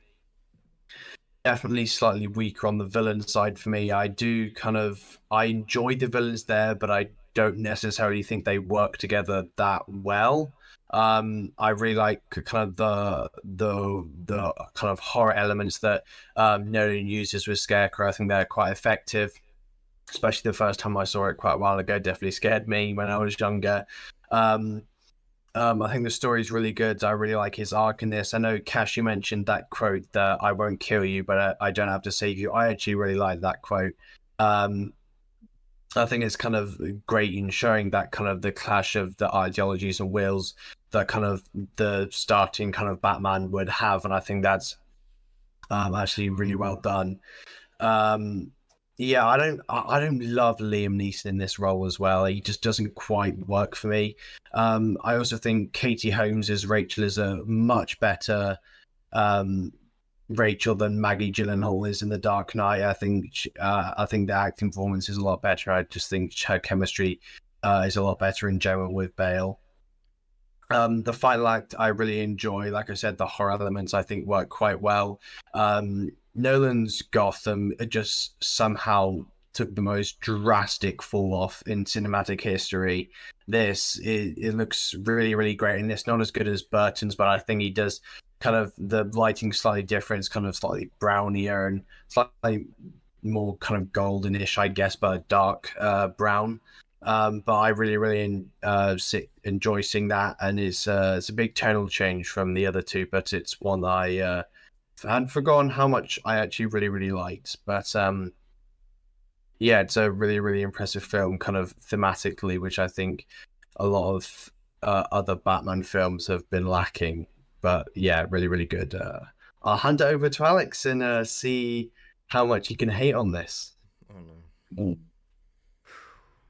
So first, I want to say, Cash, I really did enjoy hearing you talk about why you love this film and why it means so much to you. And I wish that I shared the same feelings about the film, and it definitely makes me feel guilty. I'm about to shit on it because I want to say for anyone listening that listen to Cash and not me on this, because I want people to appreciate film. I don't really see myself as a critic, so I go into every movie wanting to love the movie, and if you're someone who loves this movie, I don't want to make you hate the movie, because I think I'd rather people appreciate movies and see the greatness in them than point out the flaws. But because this is a movie podcast, we're going to get into some debate. I have to share my true, honest thoughts about the film, and I do not like this movie. Before I get into why I don't, first let me get into what I do like about it. To start, I actually really do like the script. I do think it's a well-written film. I think it's very well paced. I think it moves at a great speed. It's right into the action right away. And I do like how, with the origin of him, Bruce is not responsible for his parents' death, but there's probable cause for him to feel responsible for it. I like how his fear causing them to leave the opera early, which creates the butterfly effect, which leads to their death, I think is I like that writing decision a lot, how it becomes a lot more personal to Bruce, and he was, not that he was in control of it, but makes it more understandable why he feels responsible, and really what's responsible is that fear that was created by the bats, and I just love how that kind of core wound memory really leads him to becoming Batman. I think all of that was really well done. Like I said, I think the script's mostly very good, and I don't think it's very well adapted, but I think there's a lot to like about it. I think it asks its audience some interesting questions, like questions about justice. I think the first reveal of Batman scene is great. I think that Batmobile chase is great. I really do like that a lot. It's not necessarily that it's a flawed film. It's that it's overly safe film, I feel like.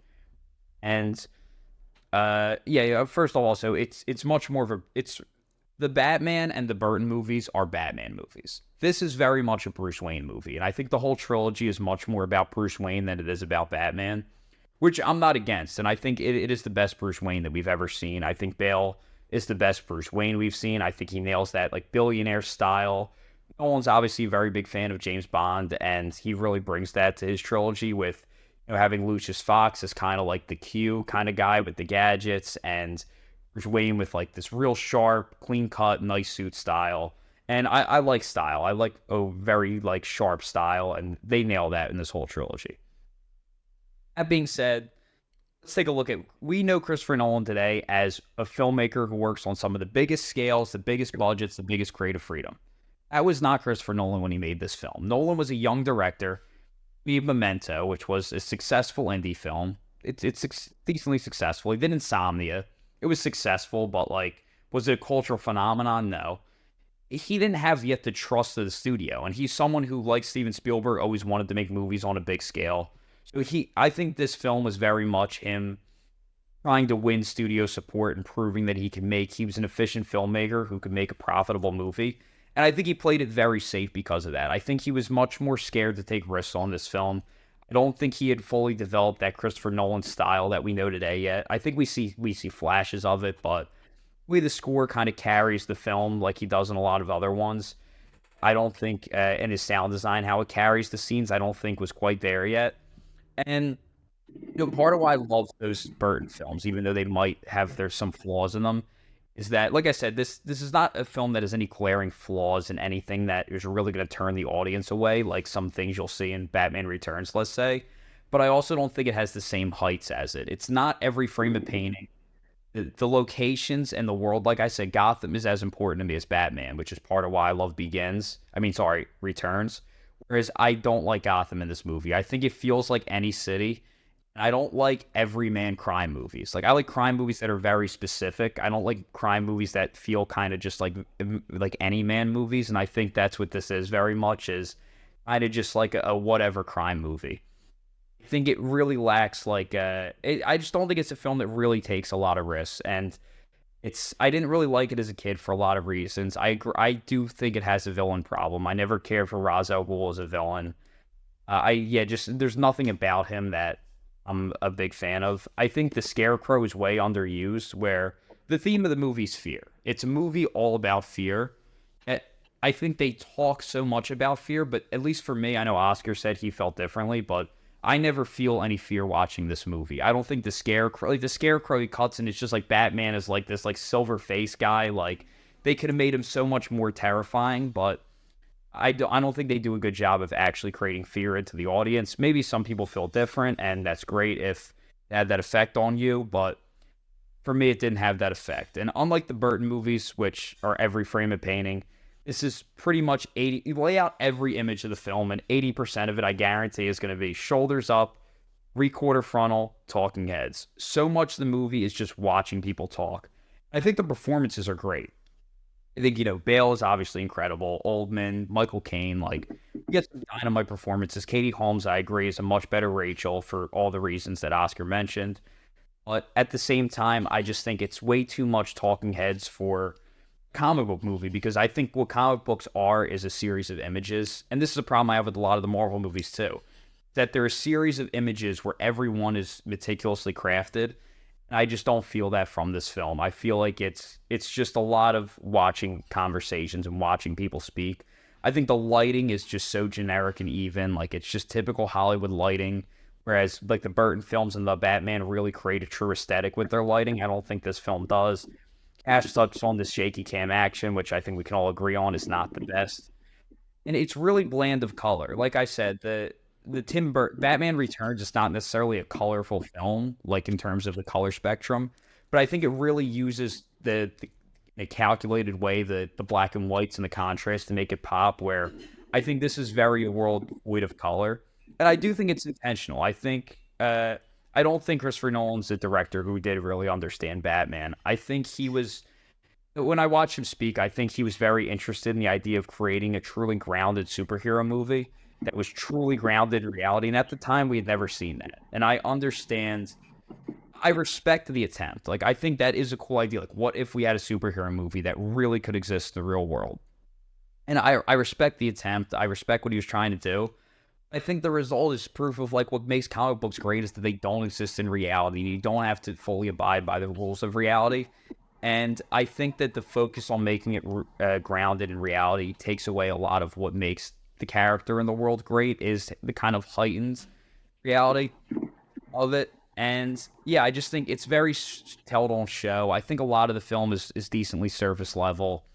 I think the characters are very one-dimensional. I don't think it really dives into any of the characters on a deep level. It feels a lot of times like everything they say is more just there to guide. There's a couple like good lines, like the "Why do we fall" line. Like, I think that all that's good, but most of the dialogue I feel like it's just there to move the story forward, there to guide Bruce along on the journey. The characters feel more like plot devices, I think, than they do like actual fully fleshed out characters. And I just don't think it really feels like an experience of a movie to watch. Like, I feel like it's more just like watch it. I learn the plot points of the story more than I am immersed in a subjective experience or immersed in a world. And yeah, I mean, obviously, I'm shitting on it a lot. Listen to Cash and not me, because I would rather people appreciate this film. I wish I appreciated it more. I will admit, last time I watched it, I was sober when I watched it, so that probably factored into my take. But at the same time, just not my favorite film for sure. Those are a lot of the reasons why I don't love it. But I would rather this podcast, make people love film rather than dislike a film you already like. So I'd rather, if you're listening, like, this is more my defense of my low score personally. Listen to the guys who like it, because our goal is not to make anyone hate or dislike movies. But yeah, bottom of my Batman rankings for me. But I do think the best thing about Batman Begins is, like Batman 89, it was a film that the best thing about them is that they got their much superior sequels made, although it seems like not everyone here agrees with me on that. But I think it got The Dark Knight made, which I think is a far superior movie. And even though, Cash, you have the Batman Begins above The Dark Knight, I know you're still a big fan of that whole trilogy. So what are your thoughts on The Dark Knight, which many people argue is not only one of the best Batman movie, but one of the best movies ever made? Yeah, I've came down on The Dark Knight recently. Rewatching the trilogy has kind of like cleared things up for me, and I think the big difference between The Dark Knight and Begins and Rises for me, and why I have it last, is the emotion. And I think that when I read Oscar's review when he saw them all in theaters, he kind of like exactly wrote what I think as well. And it's like The Dark Knight kind of feels like it just starts, and then it's Batman and Joker hijinks for 2.5 hours. Cops and robbers, cat mouse game, trying to stop Joker, him getting up to more shenanigans, and then the ending of The Dark Knight is great. It is peak Batman, and the decision that he makes at the end to take the fall. The ending is great, but I feel like the movie, as impeccably made as it is, Christopher Nolan has, been vocal about how much he loves Michael Mann and how much he loves Heat, and The Dark Knight was like his shot at making his Heat, and I think that he kind of threw a lot of the Batman stuff to the side so he could make his own Heat, and I think that has to do with why Gotham looks so different, because it would be hard to make a Heat in like the filthy, rain-drenched brown Gotham in Begins, so he kind of like tailored it more to what he wanted, which was like a big city where people can wear like suits and it can just look very clean and nice and sharp, like kind of like a Bond movie or a Michael Mann movie. And I think that, all the performances are, most of them are all timers. I mean, the performances are great. The score by Hans Zimmer is amazing. The cinematography by Wally Feister. The technical aspects are much better than Begins. That's not even a discussion for me. I think it looks so much better. And what you were saying about the cinematography with Begins, Alex, I agree. It doesn't look that good. I mean, I don't go to Begins because it looks good or because there's fights, or like the main reason I love Begins is because of the story and the characters, and that's it. I mean, like, I do think the Rises and the Dark Knight, specifically the Dark Knight, looks and sounds and just feels so much more like a sharper cinematic experience. But it's the emotion for me. There isn't many moments in the Dark Knight where I feel like Bruce as a character, like anything significant happens to him. I think that there's two moments, and it's what happens to Rachel and the end. Those are the two moments in the Dark Knight where Bruce faces a challenge and it changes his character. And Begins and Rises, I feel like that's what those entire movies are about, is Bruce's arc and the emotional journey we go on with him. And I feel like in The Dark Knight, Bruce and Batman kind of take a back seat to Joker and Harvey Dent and the mob. And I still have it at a 5 out of 5 stars. It's in my top 30 of all time. I really love it, but I love the other two more because of the emotional journey that we go on with Bruce. And it almost feels like when I watch The Dark Knight, maybe it's because I've seen it so many times, but it feels like my brain kind of goes on autopilot because I've seen it so many times, and it's like I'm just going through the motions again. And since there's nothing there that really grabs me emotionally, I can kind of like zone out. But with Begins and Rises, I love the journey, Bruce's arc and Bruce's journey so much that I'm just like glued to the screen for the entire runtime. Also, with Begins, I forgot to mention, Batman Begins has a great sense of humor about it, which no one ever talks about. Like when he gives the homeless guy his coat and then says, "Nice coat," later in the movie. And when he's telling Lucius, like, he wants to go spelunking and that stuff, I think it's really funny. And also, when he's holding Flass on the top of the roof in the rain, and he's holding him, and he's like, "Where did the other drugs go?" And he's like, "I don't know, I swear to God." And he goes, "Swear to me." That's baller. I mean, that's just baller. That's top tier Batman moment right there that I love.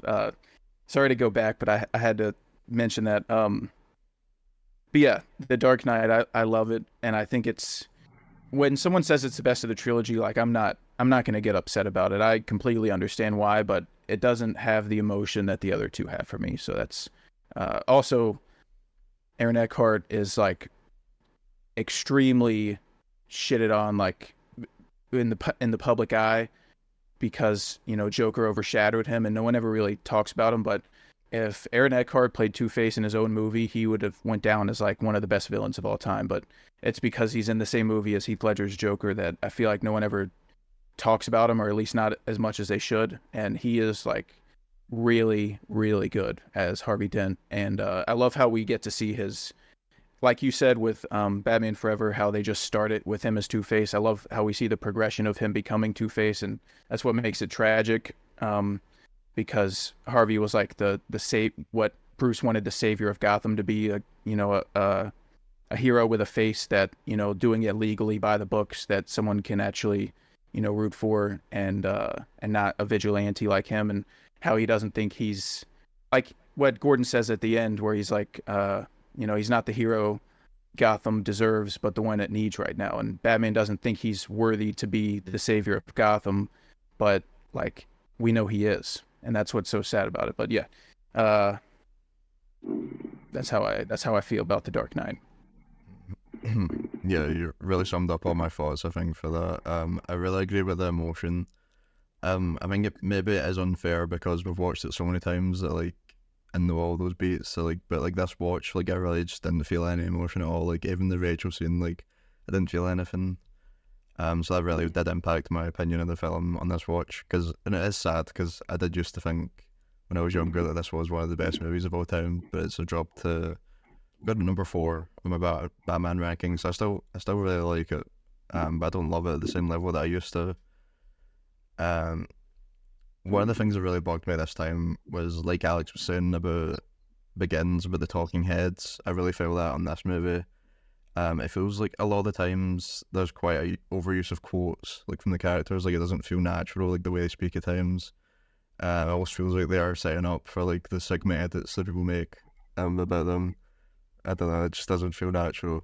So it really bugged me this time. But the biggest thing that really put me off this, even going back into like this really bugged me.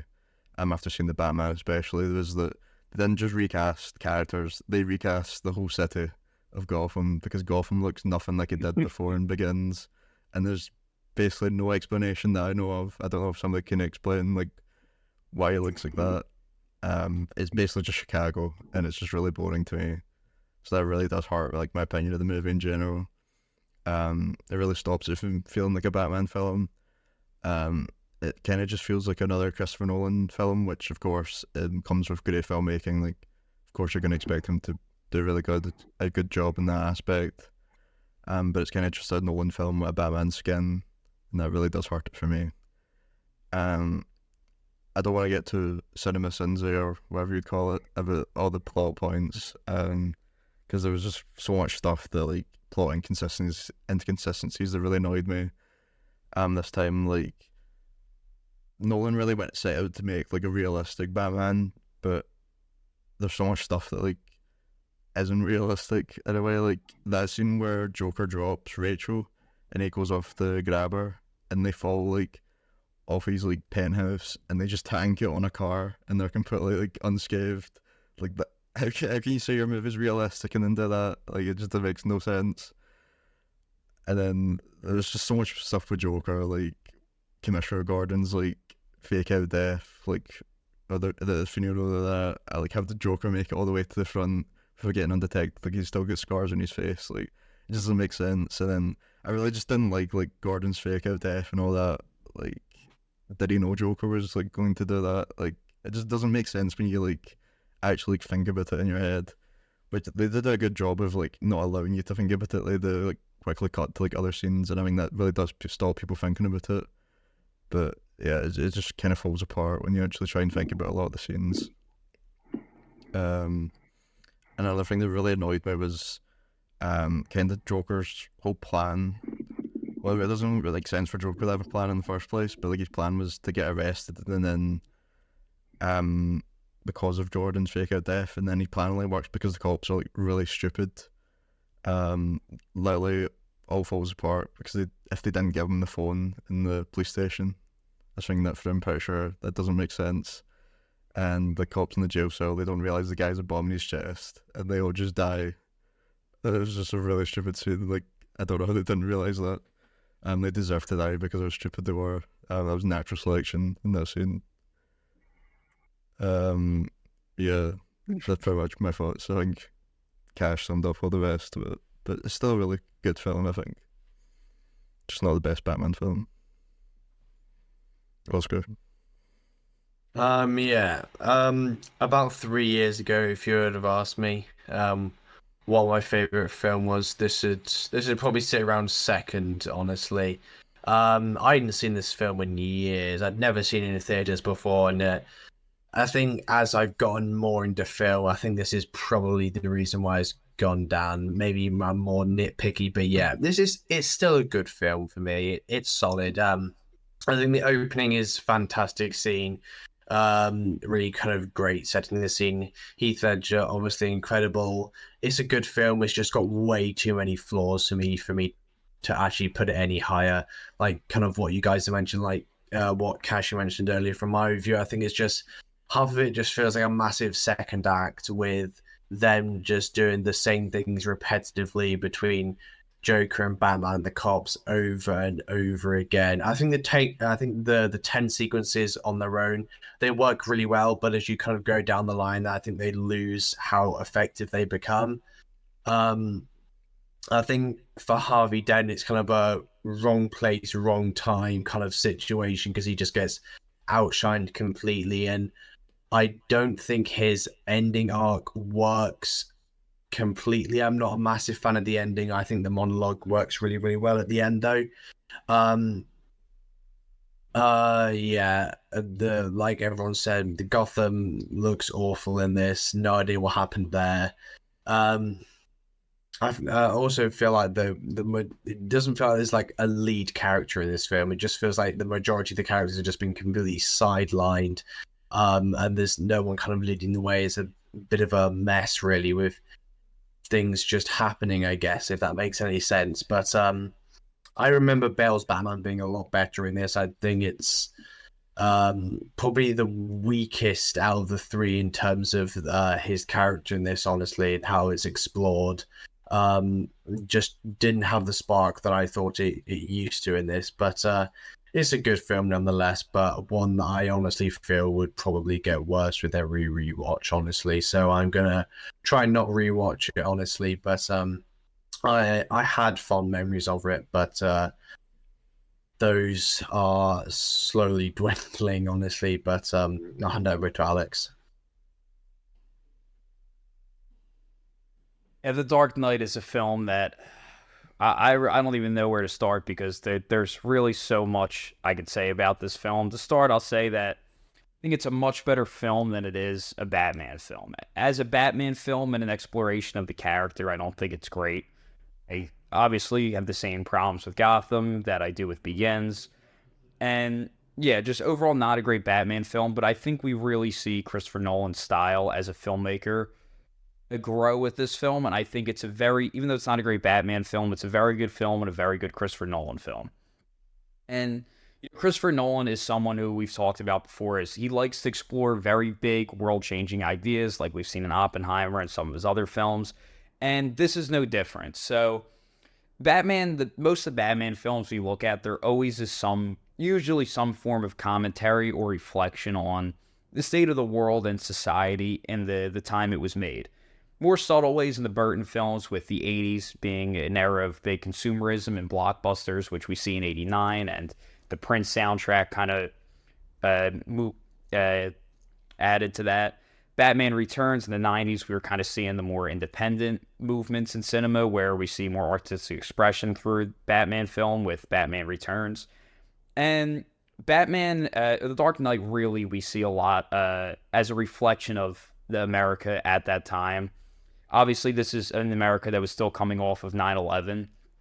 And it really does explore a lot of ideas of what it was like to be in America at that time with, the core theme of The Dark Knight is really trust. And it's not as in your face, I feel like, as the fear themes of Batman Begins, where I think it's definitely mentioned before, but trust is the core theme of Dark Knight with, Harvey, when he turns himself in as Batman, it's like, why did he? He's like, I trusted Gordon to save me. And then how does the Joker win Two-Face over? Because Two-Face is very in the middle.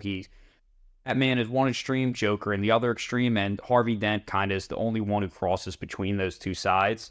And it's because of trust. It's because he lost trust, and in the end, Joker wins him over because he says, look, like, I'm a maniac, but I'm honest. Like, he convinces Dent that he's honest and that he knows what the Joker is. He's not a liar. He's a despicable person, but he wins him over with his perceived honesty, at least, even though we know he's not honest. But that's at least how Dent perceives it. And then the Joker's final plan is to have where the two boats, and one of them is supposed to try and blow up the other, and it really is a game of trust, and he wants to make everyone distrust each other, and I think that's a lot of where kind of society has been going in terms of, human beings don't trust each other anymore. There's not that same sense of trust within communities anymore, and I think Nolan's film really does reflect that a lot. And also, kind of, we know this is a time where post 9/11 that the government was doing a lot of spying on people with the Patriot Act and all that stuff. And we see commentary on that as well with, Bruce being able to watch all of the cell phones and see where everything is. And it asks a lot of questions about how do we fight evil? Like, how do you fight evil? And Joker being that extreme evil provokes the worst in people and provokes people to do things that they would not otherwise do. And really, it's a film that asks its audience a lot of very difficult decisions, and its ideas are done in a more simple way, with Batman being the extreme good, Joker the extreme bad, Two-Face in the middle. But obviously, we know Batman is a great Joker. You can't have that. It's the idea of there's always an equal and opposite force. So you can't be Batman and have all this positive force without the Joker then having some sort of response in the opposite direction. Batman being the ultimate good created the ultimate evil. In a way, Joker's evil does push Batman to become an even better villain. The end where he's challenged so much. We see Batman at the beginning not wanting to be Batman because, like I said, there's always that romantic sacrifice of Batman, and he knows that Rachel, who he loves, is going to marry someone else, and she dies in love with someone else. But ultimately, the Joker forces Batman to have to make even more sacrifices with, obviously, Rachel in the middle of the film, but then the end by taking on the image of a villain in society because he knows it actually is what is best for people to heal and for trust to not lose that trust. Like I said, trust is really it's at the core of this film. Also chaos, which Nolan does an incredible job creating chaos. I normally don't like handheld filmmaking. I like, smooth movements, strong static compositions. I don't really like handheld. But it's so perfect for this film because this film, another theme in addition to trust, is chaos, and it just feels so chaotic how you're never able to sit still. Nolan loves to orbit the camera, just move it in circles, often with that like it's like a horn / like fire alarm sound that just rises up and up.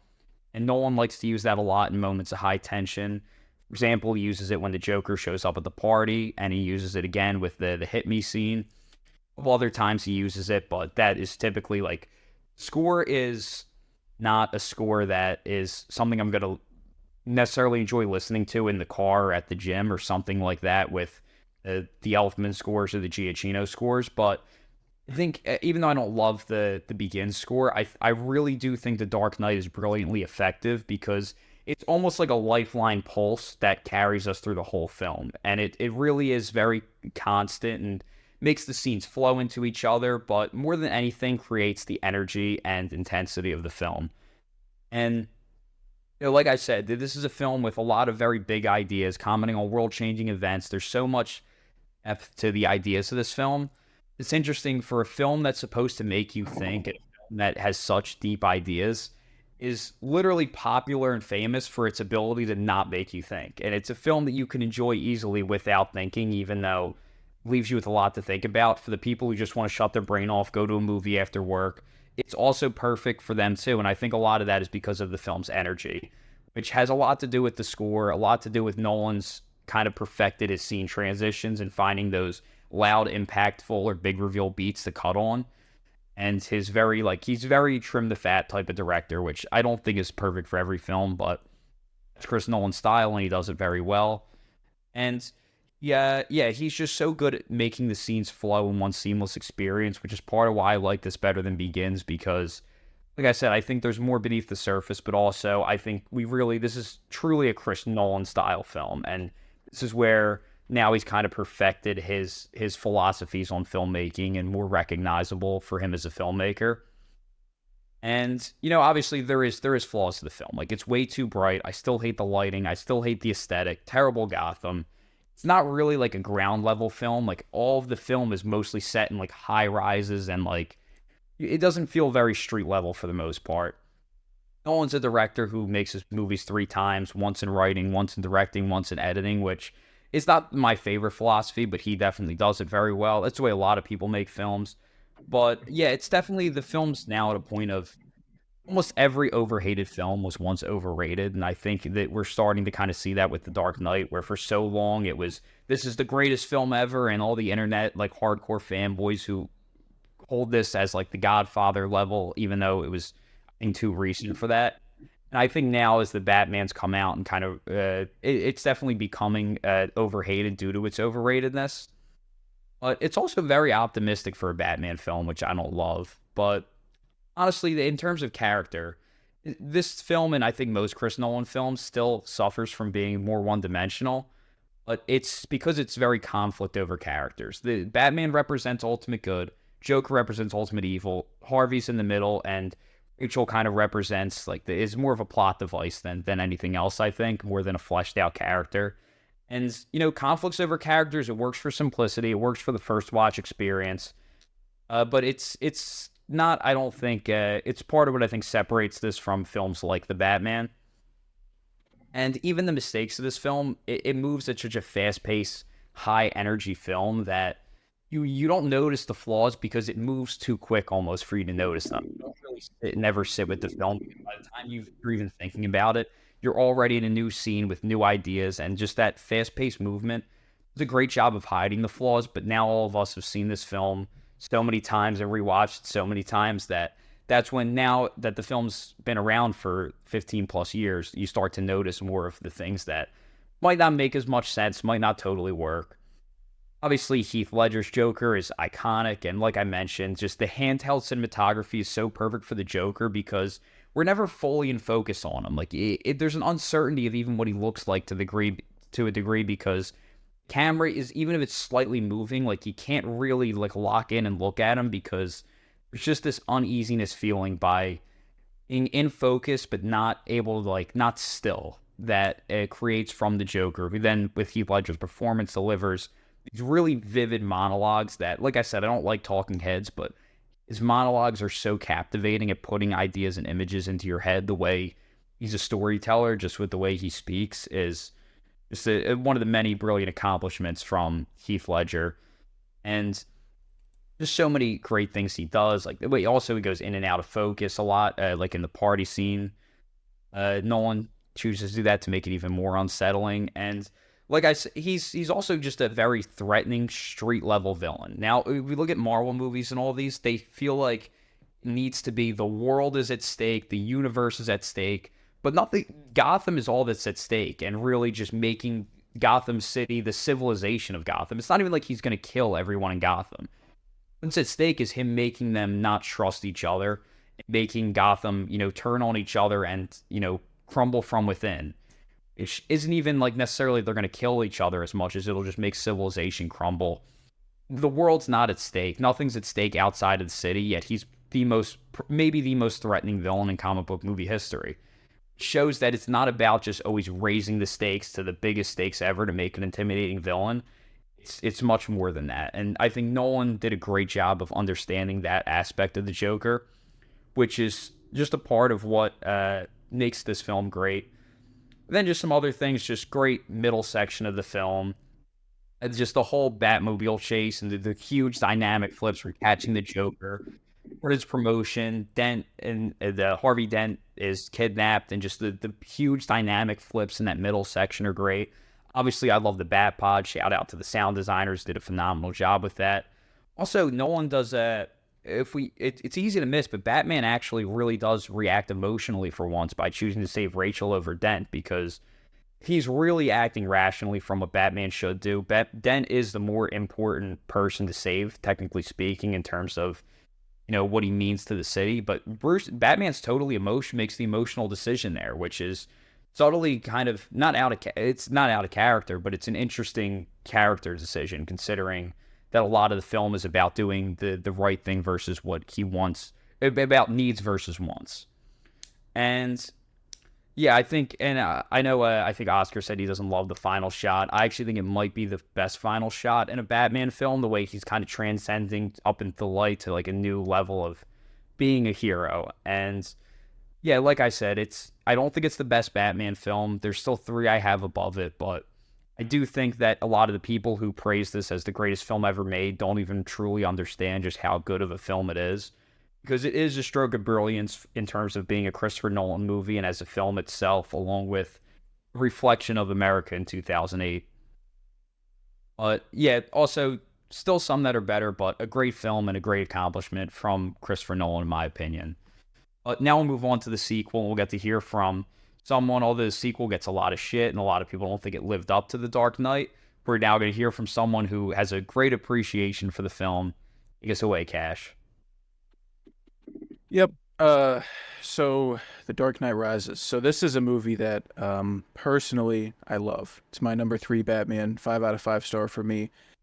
But it's not one that I can defend as easily as Begins, because I'm aware that there's problems, but I just don't care. Like, that's me personally. I see the problems, but my love for it, trumps the problems.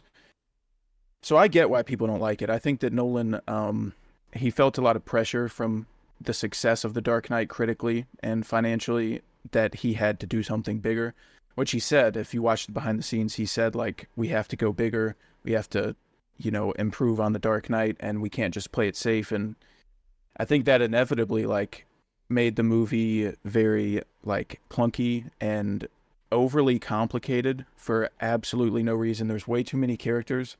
Um, Daggett, played by Ben Mendelsohn, Talia al Ghul.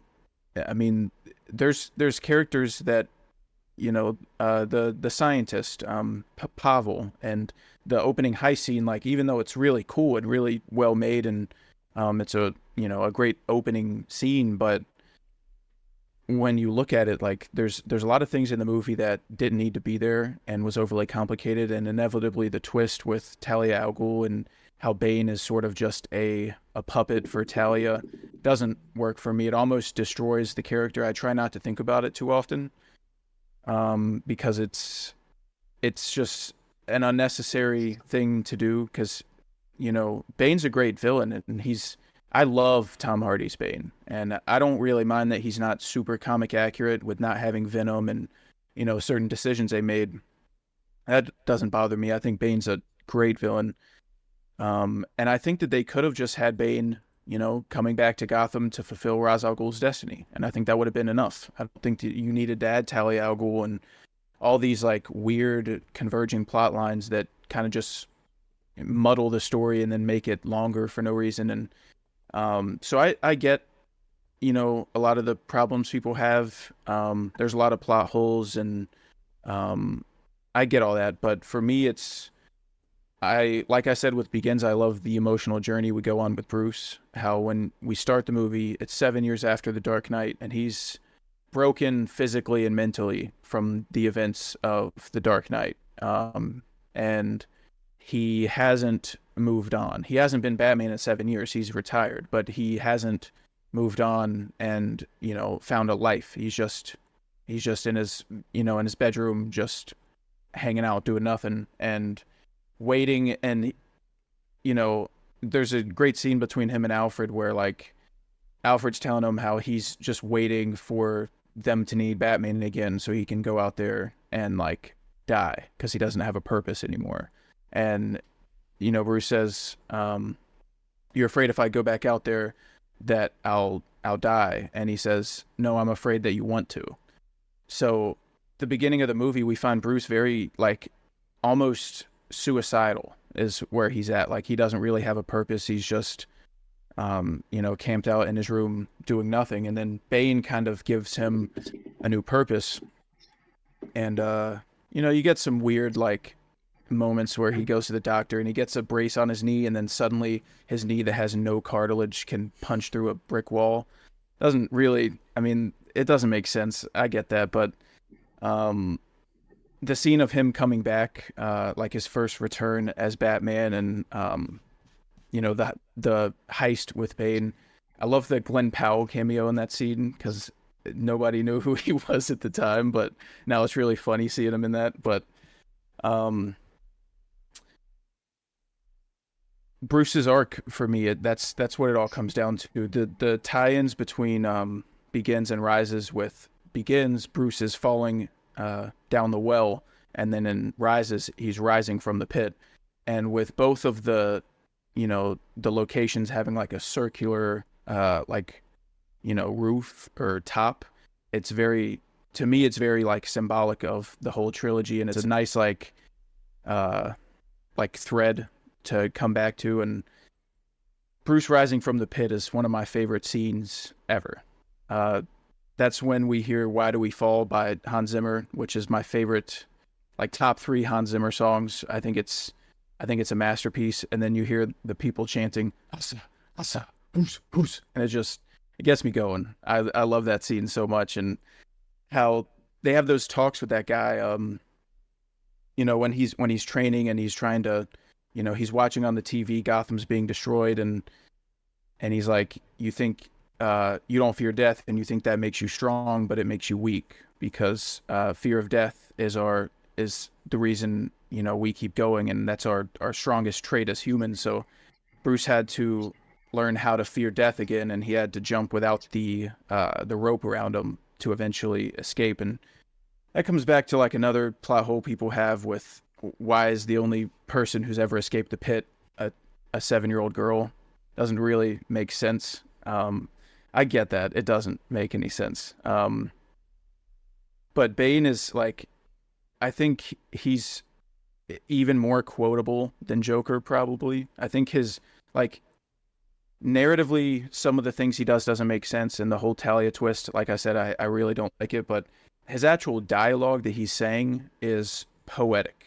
Everything that comes out of his mouth, like, I guess some people could see it as a negative because it doesn't feel natural. I would understand that, but like, I just think everything he says is so cool.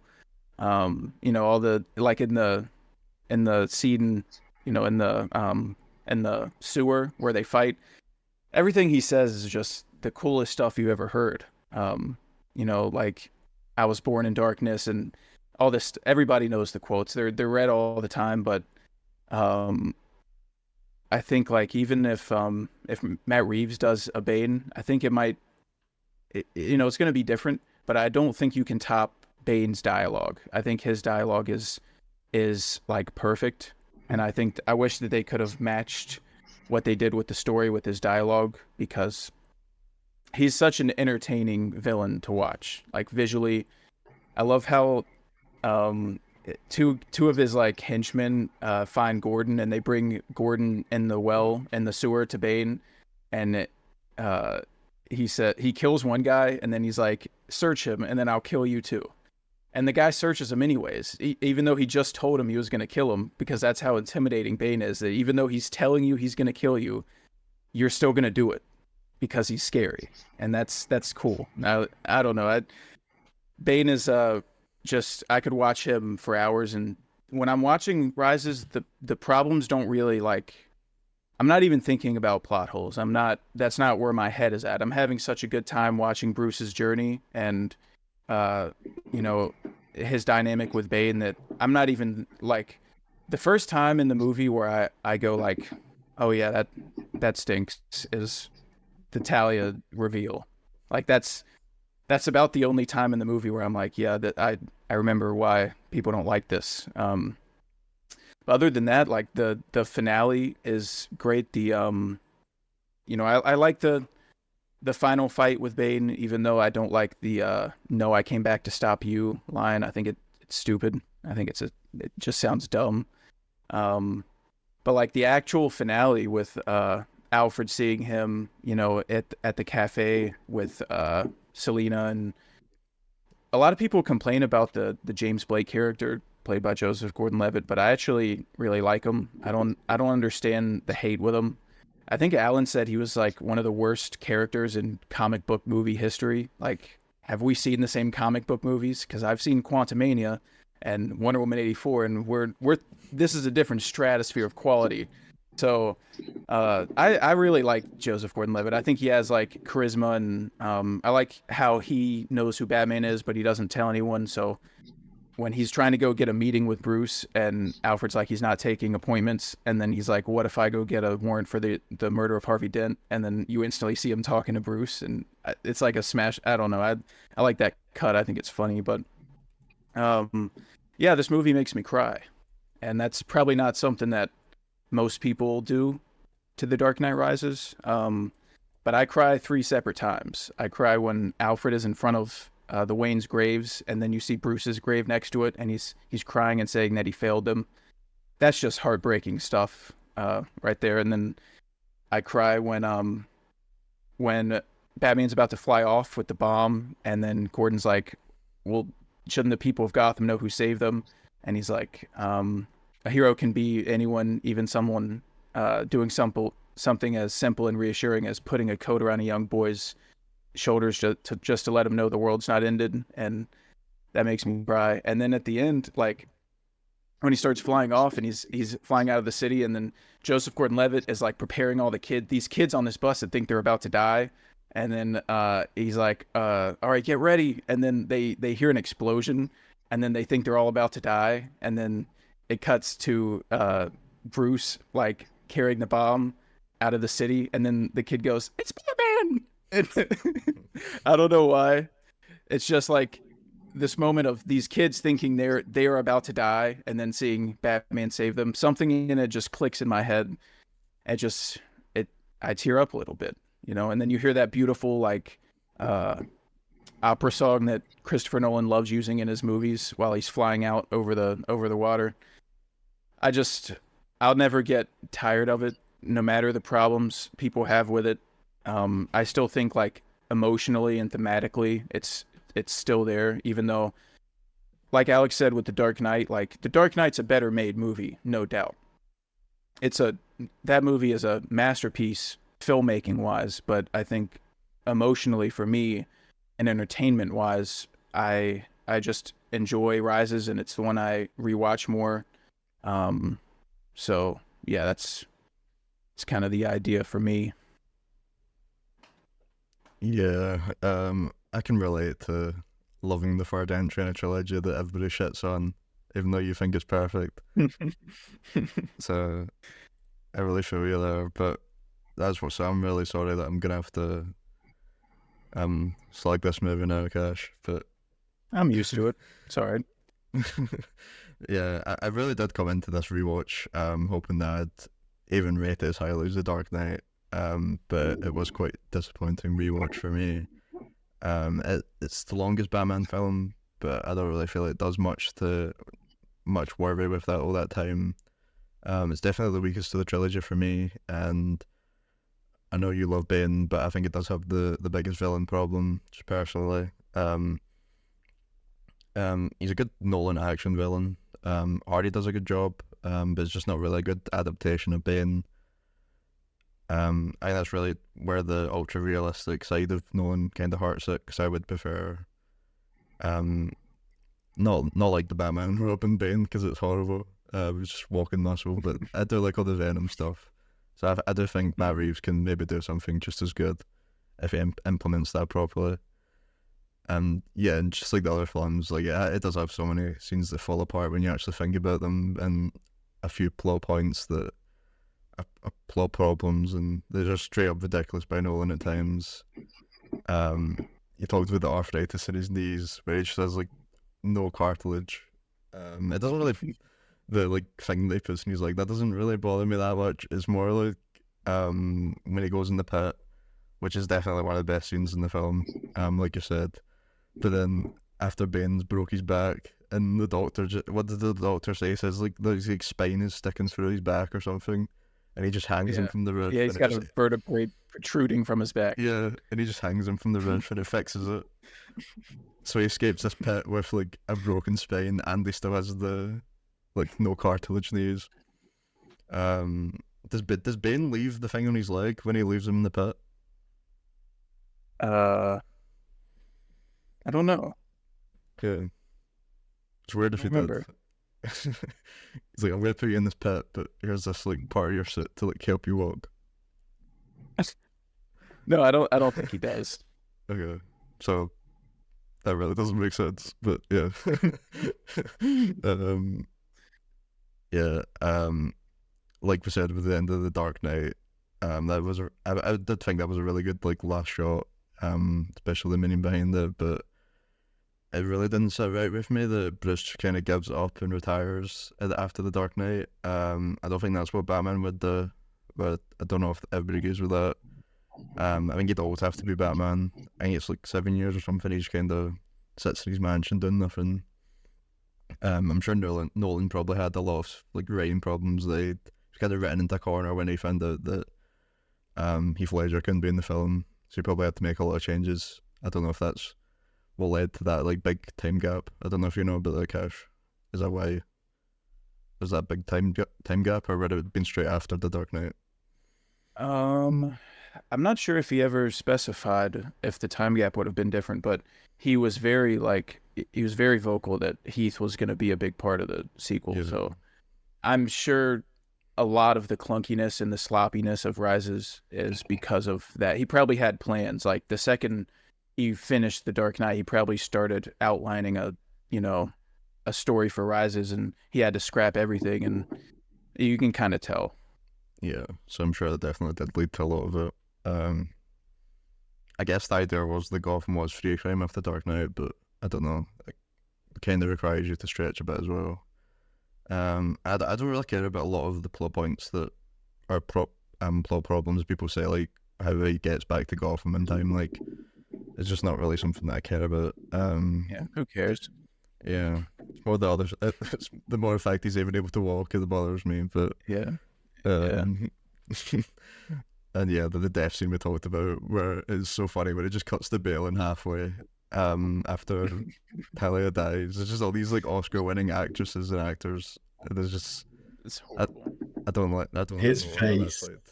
His face so after funny. the guys is hilarious. What the fuck is happening here? Yeah, that's funnier than even some of the scenes in Batman and Robin for me. I don't dislike Joseph Gordon-Levitt either. He's okay. I don't like the Robin reveal at the end. That doesn't really make sense to me. Because it's not like it's not like he's an actual like one of the adaptations of Robin. He's kind of just all of them in like one. And I don't know if Nolan really cared about adapting Robin properly. It was kind of just felt like something that was thrown in at the end. Of course, he is like in the film set up to like replace Batman, but I don't know if he really cared about an actual adaptation of a proper Robin. But yeah, still an enjoyable film for me. What did you think with the Oscar? It's definitely a film. One again I hadn't seen in a while. A lot worse on rewatch. I think similar with the Dark Knight. I think the opening scene in this is fantastic. It set the scene very well for the villain. It's really, really effective. I really enjoy it. But after that, it's pretty much just downhill from there. I think it's just got such a weak story, and even with the horrendous plot twist, which I feel like Nolan just wanted to add in there because that's kind of a signature Nolan thing, I guess, a plot twist kind of thing, but it ruins the villain side of the film completely. And just Talia's character is just completely useless. She doesn't add anything to the film at all. She just hinders it. It's such a shame. But even outside of the villain problem, I still don't think it's a fantastic film. I'm just not as engaged with what is going on in the story. This kind of again, not really a Batman film for me. Especially the plot twist kind of makes it less of a kind of a Batman film almost. I don't know why, but I just feel it just takes away from Bruce's character, and that the idea of the pit and him versus Bane. I think it just detracts from that completely. It's a semi-enjoyable mess. I wouldn't say it's massively enjoyable, but I think there's just way too many things going on for it to be cohesive, and I don't think Catwoman in this. I don't hate Anne Hathaway's Catwoman, but I don't think she really adds much to the film. Along with the plethora of unnecessary side characters, but just like following on from the previous two, but this is the worst in this. The hand-to-hand combat, the Gotham brawl scenes in the final act are so entertaining to watch because of how bad it is. It is awful.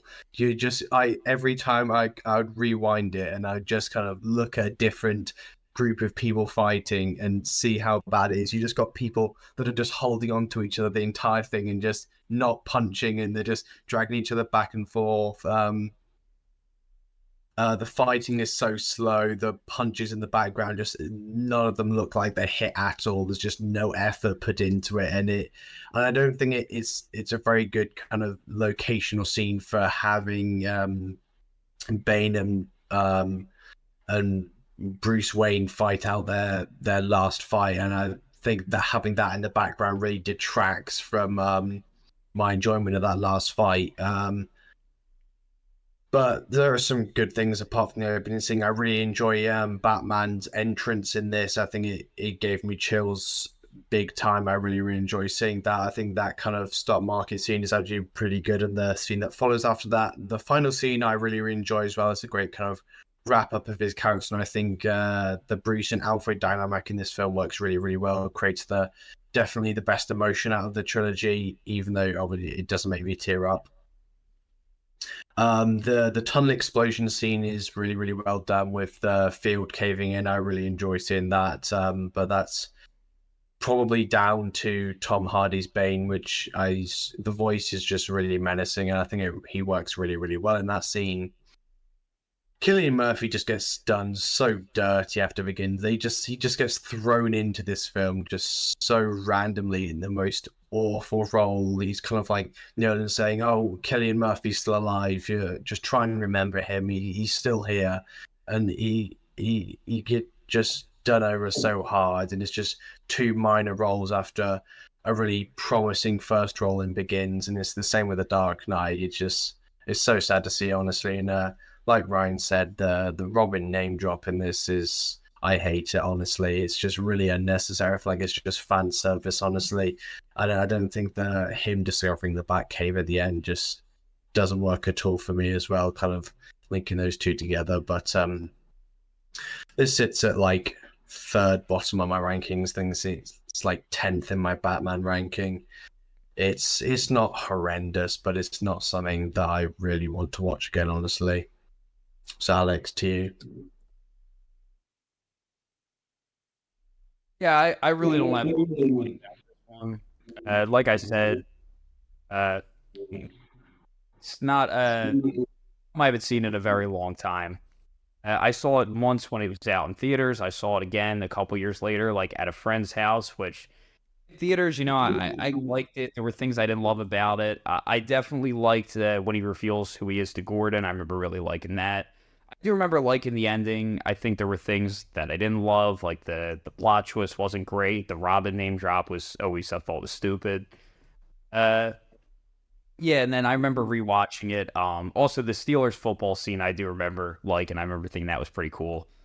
But yeah, aside from that, I rewatched a few years later at a friend's house. It was like one of those like half paying attention, like you're there hanging out, but like not fully engaged with it. So I don't even know if I can count that, but didn't love it as much on that semi rewatch, I guess you could say. But it's been at least 10 years since I rewatched this movie. So I really just don't fairly have anything to say about it. There's not really much memorable, good or bad, that I could speak on. So I think we could just move ahead to best Batman film by far. We originally were gonna have more of a debate, but some of our opinions changed. Our Dark Knight defender Will, unfortunately, is not with us today. But we're gonna get into the best Batman film of all time. So, Cash, take us away. Oh boy. Where do you even say about the Batman? Just to preface, this was like, I've never been more excited for a movie in my life than I was for the Batman.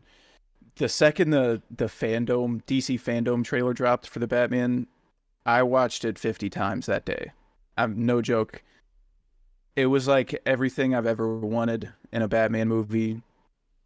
You know, was finally gonna exist, and yeah, I saw it opening night, of course, and I instantly knew it was my favorite Batman movie. It's almost perfect. Like there isn't really even a flaw I can think of with the Batman, and the only one I've even really heard is that the third act is bad, and I don't I don't even know what are they even talking about.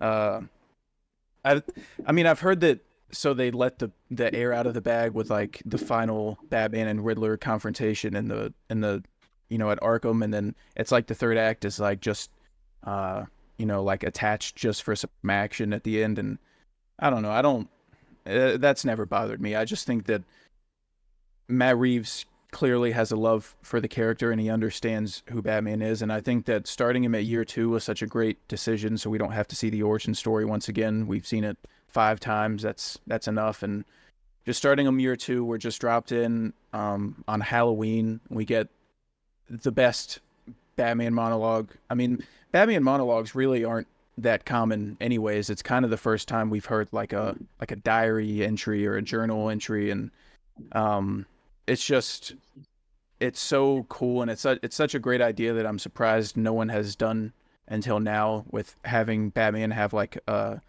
journal that he's reading, and you know Halloween night, and we're introduced with him saying that he's vengeance, and this is like the starting point for his arc. And then of course at the end of the movie he says, I have to become more. Gotham needs hope, and vengeance won't solve anything. And also at the beginning when he beats the shit out of those guys, that guy on the ground like looks at him scared, and he doesn't understand that Batman's there to help him.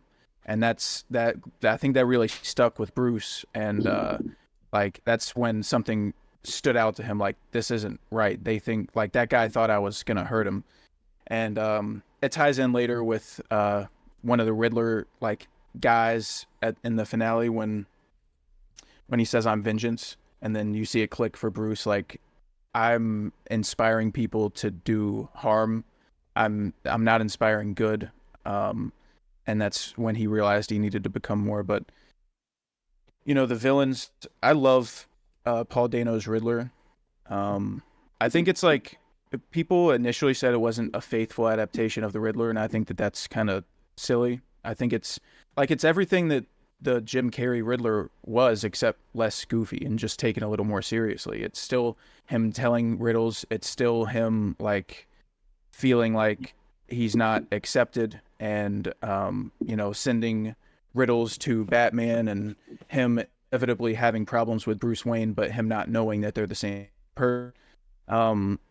I love Colin Farrell's Penguin. He's not on screen very much, but he steals every scene he's in. He's hysterical. And I can't wait for the show, Penguin show on Max. That's gonna be. I'm hoping for The Sopranos in Gotham. That's what I'm hoping for. But yeah, Catwoman, like my favorite Catwoman for sure. I feel like her character's very fleshed out. With they had the thing where she's Falcone's daughter, which I don't think was really necessary, but it also doesn't bother me. I think it's fine.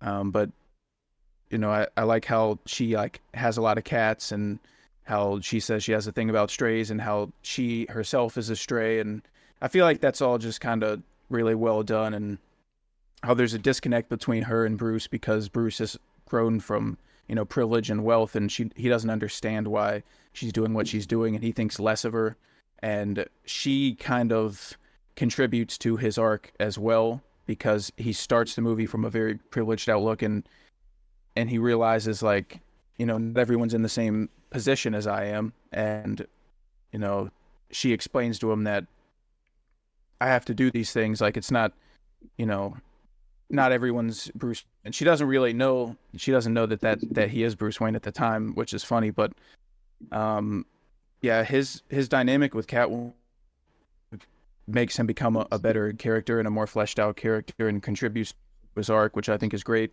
which is kind of something that Nolan didn't. Nolan's Catwoman was very like underdeveloped and not well written, and she's kind of just like selfish and like unlikable for 90% of the movie until she inevitably like finally comes, to save, to help Bruce. But I feel like Catwoman and, the Batman is very likable, very, you understand why she's doing what she's doing and why she hates these people. And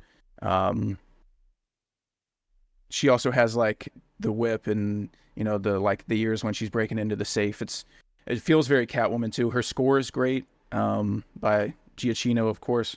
The whole score is phenomenal. I still prefer Hans Zimmer. I know that might be a hot take, but I love Giacchino's score, and I think it's great. It's simple, like the theme is very simple, but I think it's very effective too, and it's a very intimidating score. But yeah, starting Bruce at this place where like he never really moved on from his parents' death, and he's kind of just, an introvert. He doesn't go out. He's committed. He's fully immersed into Batman and doesn't even care at all about being Bruce Wayne or running Wayne Enterprises or anything. I think it's a really interesting, spot to start him at, and that's why a lot of people don't like his Bruce Wayne, and they say Pattinson best Batman, Bale best Bruce Wayne, and I think that that's fair, but like I feel like Pattinson was a great Bruce Wayne for what was on the page. Reeves is just doing a different take, and that's some people, aren't a fan of it. And I think that it's a good idea because then we get to see an arc of Bruce becoming more, of the playboy billionaire Bruce Wayne that we know, because he's going to have to develop that persona, one, to not, to avoid suspicion, but also to help Gotham financially. Like Bella Real came to him in the movie and said, we need your help, and it looks like you're not doing anything, which is kind of funny because we know he is doing stuff, but it sets up sequels for there to be a lot more of like a transition of him becoming Bruce Wayne and putting on the facade and being able to help Gotham financially. But yeah, the visuals, like this movie, you could have just removed Batman and this could have just been like a detective movie, and it would have been a 4 out of 5 star or a 5-star, honestly. Like the visual language and the cinematography is just beautiful and off the charts, and also not like too stagnant. Like you get so many different kinds of visuals, like with the flare at the end where you get the red light, and it's Batman becoming a symbol of hope and leading people to safety. And I think Gotham, it's the best Gotham we've ever seen. Maybe I'm not sure if Alex agrees or not, because I know he loves Burton's Gotham, but I think this is the best Gotham we've ever gotten. It's gothic, and it's got like the old architecture that makes it look so different from. It doesn't look like anywhere you can go. When you watch The Dark Knight, you're like, yeah, that's Chicago. And when you watch The Dark Knight Rises, you're like, yep, that's Pittsburgh. But when you watch, it feels like you're in Gotham for like the first time since the Burton movies. And I think every small detail is just finely crafted. Oh, and Batman really commits to the no-kill rule, and that's big for me. He's not having that shit. Some people say he killed people during the highway chase. I'm not buying it. And even if he did, like that's incident. I don't think anyone did die, but even if they did, I think it's like in Batman Begins when the temple blows up, the League of Shadows temple, and they're like, oh, people were in there. He killed people, and it's like, it's not really what the no kill rule means. Like that was just wrong place, wrong time. Someone got killed in the crossfire. Batman shouldn't be intentionally killing people, like looking at someone and saying, I'm gonna kill you. And that, like, I love the scene between him and Catwoman later in the movie where she's like, he has to pay, and he says you don't have to pay with him, and them helping each other. And yeah, I love it. I think Bruce's arc is phenomenal. It's such an intimate, like, because we get the journal entries, it feels like such an intimate relationship we have with Bruce, and we know where his head's at all the time. And The villains are great. It looks great. Really, it's just a masterpiece. Even if it wasn't a Batman movie, it would just be a masterpiece visually. And what Greg Fraser did with the technology of, I'm forgetting what it's called. Y'all know what I'm talking about. The Mandalorian thing. The volume. Yeah, volume. The volume, yeah, that's what it's called. Yeah. So the shots when he's like up next to the bat signal and he's over Gotham and the sky's like orangish pink and it just looks great, and it never looks like green screen because they don't use much, but when they do, it's the volume and the light reflects. Since it's not a green screen, the actual scene is there, so it can reflect off his mask and off the eyes, and it just looks so great. And it's like what Alex said earlier about how comic book movies now are just machines and they're just corporate greed and wanting to make money. And the Batman is like a departure from that, where it feels like an artist really got to just embrace his vision and was given all the tools to fully, develop it however he wanted. He doesn't have to connect it to anything. It's not the start of a universe. He doesn't have to introduce Superman. He can just do whatever he wants. And he did just that, and he did exactly what he wanted. And I just think it's a sign of like we need to give, even though I'm not huge on Todd Phillips' Joker movie because it's derivative of films, but I think it's like the Batman and Joker are, signs that we need to just give great artists, a property, Batman, Superman, whatever, just give them a property and let them do what they want and focus less on trying to build out a universe and, make money. And just, if you let someone make a good movie, it'll make money. Because now for the Batman, like, it's not in a connected universe, but it came out and the trailers looked so good and the word of mouth was so good that it ended up making a lot of money. So it's just a sign it's a great thing to exist because it shows studios like you can give an artist full creative control and let them do whatever they want and still be profitable. So it's my thoughts. Yeah, exactly. Like, these are films that I think transcend even comic book movie genre. Like, they're just great films in general. I mean, you did really sum up all the thoughts of the Batman. This is just everything you'd want from a Batman film, I think. A great Bruce Wayne, a smart detective Batman, and especially that living, breathing noir type like Gotham that's just filled with villains. It really makes it feel alive all the time. Matt Reeves just understands the character perfectly, in my opinion. I'm sure the rest of the trilogy is going to be just as good. But yeah, like you said, that opening scene, that's definitely one of my favorite just scenes in any Batman film. It's just perfection.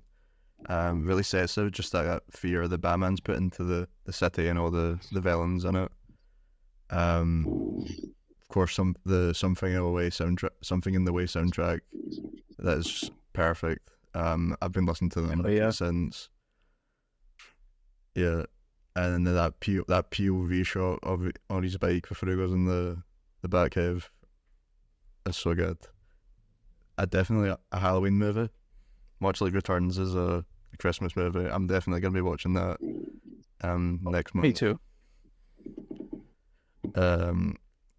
Yeah, for the score as well, Giacchino, I think it's the second best Batman score for me. Just behind Danny Elfman. Danny Elfman's definitely the best Batman score for me. It's got a lot of childhood nostalgia for that, but I think it's one of the best scores in any film. And the Batman definitely has the best depiction of Batman himself, I think. I guess people don't really like that side of Bruce Wayne like you were talking about, but that's just crazy talk. We don't need to see that side of the billionaire side of Bruce Wayne yet. Like, in fact, I think this version's much more interesting to me, at least, like, to anything we've seen before. And I can definitely say that Robert Pattinson will nail that like side of the performance in the future anyway, because you can look at him stuff in like Tenet or Cronenberg's Cosmopolis. Like, he's already nailed the look in like several other films, so I'm sure we'll be fine when we actually get to that point. And this Gotham, I think Alex agrees, this Gotham does beat Burton's, for me at least, which I thought I'd never say.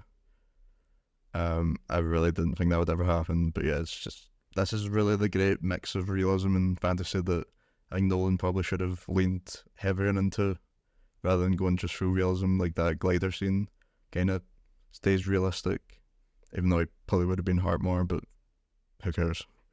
But yeah, it just perfectly blends all that. It's one of my favourite movies of all time. It's definitely the best Batman film as well. What about you, Oscar? Yeah, without a doubt, the best Batman film by an absolute mile. Just the whole atmosphere, everything like you guys have said, just unmatched across Batman films. Maybe Burton comes close, but the whole feel of everything, just from the weather to the setting, the color palette is just absolutely perfect for me. I'm so glad that kind of Matt Reeves was able to showcase this because I think he's a fantastic director from kind of Planet of the Apes and Cloverfield and things like that. But this is such a great step forward in his career. The use of kind of the inner monologues are really fantastic. It's kind of a really effective way to get us deeper into kind of Bruce's character, like psychologically, and I think it works. It just works so well and effectively, and I really enjoyed this kind of emo side of emo version of Bruce even rather than the billionaire like Ryan said. I do think it's a lot more interesting to look at on screen, definitely. As for the plot, it's just super engaging, so much more interesting than kind of Nolan's film, is so much more focused and engaged. Paul Dano's Riddler is absolutely fantastic. Score is incredible. I was really surprised by how well it balanced the kind of detective and superhero side of things, because I wasn't, when going into this, when I saw it, I wasn't expecting it to be kind of so detective heavy almost, but I think that works really well because I think that's what drives the plot forward, honestly. I think funny thing, Glasgow, the perfect Gotham, because both are dumps. I know, Ryan. That was not necessary. It was necessary. They are dumps. I don't know how you defend that place, Ryan. It's awful. Sorry to dish it in town like that. Gotham. That's why the Flash and the Bagger movie also. Yeah, they used Liverpool as well. To be fair, to film this, that's the clock tower scene where he jumps off that. But yeah, it's quite funny. I think Catwoman also adds a really great dynamic to this film, especially kind of the end scene as well. I think the dialogue is really brilliant between those two towards the end. I am slightly towards the side of the third act isn't quite up to standard of the first two. I don't hate it. I still think it's good. I just think it's a slight step down. I don't know why. I just think it falls away from that the detective style that it was building up towards, and I think it goes on a slightly bigger scale than I was maybe looking for, or I was a bit surprised by. But I still think it's good nonetheless. But I think the inclusion of having all those other Riddlers towards the end just didn't really do it for me. But I'm sure Matt Reeves is going to take that and improve on it a lot and lead that somewhere in the next film, which I am very much excited for. So, Alex, on to you. Yeah, I mean, it's another one I just don't know where to start because it's just truly one of those movies that it's a blessing that we were able to see it, and it's a film that I think deserves a significant place in history for so many reasons, just genuinely from one being an incredible film in its own right to being a perfect representation of the type of film I like and everything that I love about this character. Like I mentioned, The Dark Knight is a great film in its own right, but it's not necessarily in most ways the type of film that I like and doesn't quite capture everything I love about the character and Gotham. This film just nailed all of that and every way. Obviously, Matt Reeves was dealing with insanely high stakes of following up The Dark Knight. I know technically Batman vs Superman, but like a true lone Batman film was such a high bar set in the minds of people going into this. And now, after seeing it, we realize that The Dark Knight walked so that this film could run. It's the perfect blend of not only what's great about the Dark Knight trilogy, but also the Burton films, and even some inspiration from the Schumacher films and tons of inspiration from the comics. When you hear any Matt Reeves interview, he talks a lot about comic books like Year One and The Long Halloween, which inspired him and really helped shape his vision for this. So it's good to see, because Nolan, we know, is not like a big comic reader, whereas Reeves was someone who very much drew from the comics, which is nice to see. And as soon as this film, I saw the 3 hour runtime, that's when I'm like, all right, I'm in. This is going to be, I mean, I was always in, but like, that's when I knew that we were going to see something great, that the studio would allow it to be 3 hours. It was a very good and reassuring sign, especially since I think 3 hours is the perfect runtime for any form of visual media. Whereas, I think a 10 hour plus hour TV series is a little unnecessary and a little drags and too much. Whereas I think sometimes in the traditional hour and a half to 2 hour movie, you can't quite develop it as much and always have those kind of atmospheric and character moments that sometimes get cut when they don't necessarily move the plot forward. So I think the 3 hour movie is the perfect blend, and this is another textbook example of why that's true.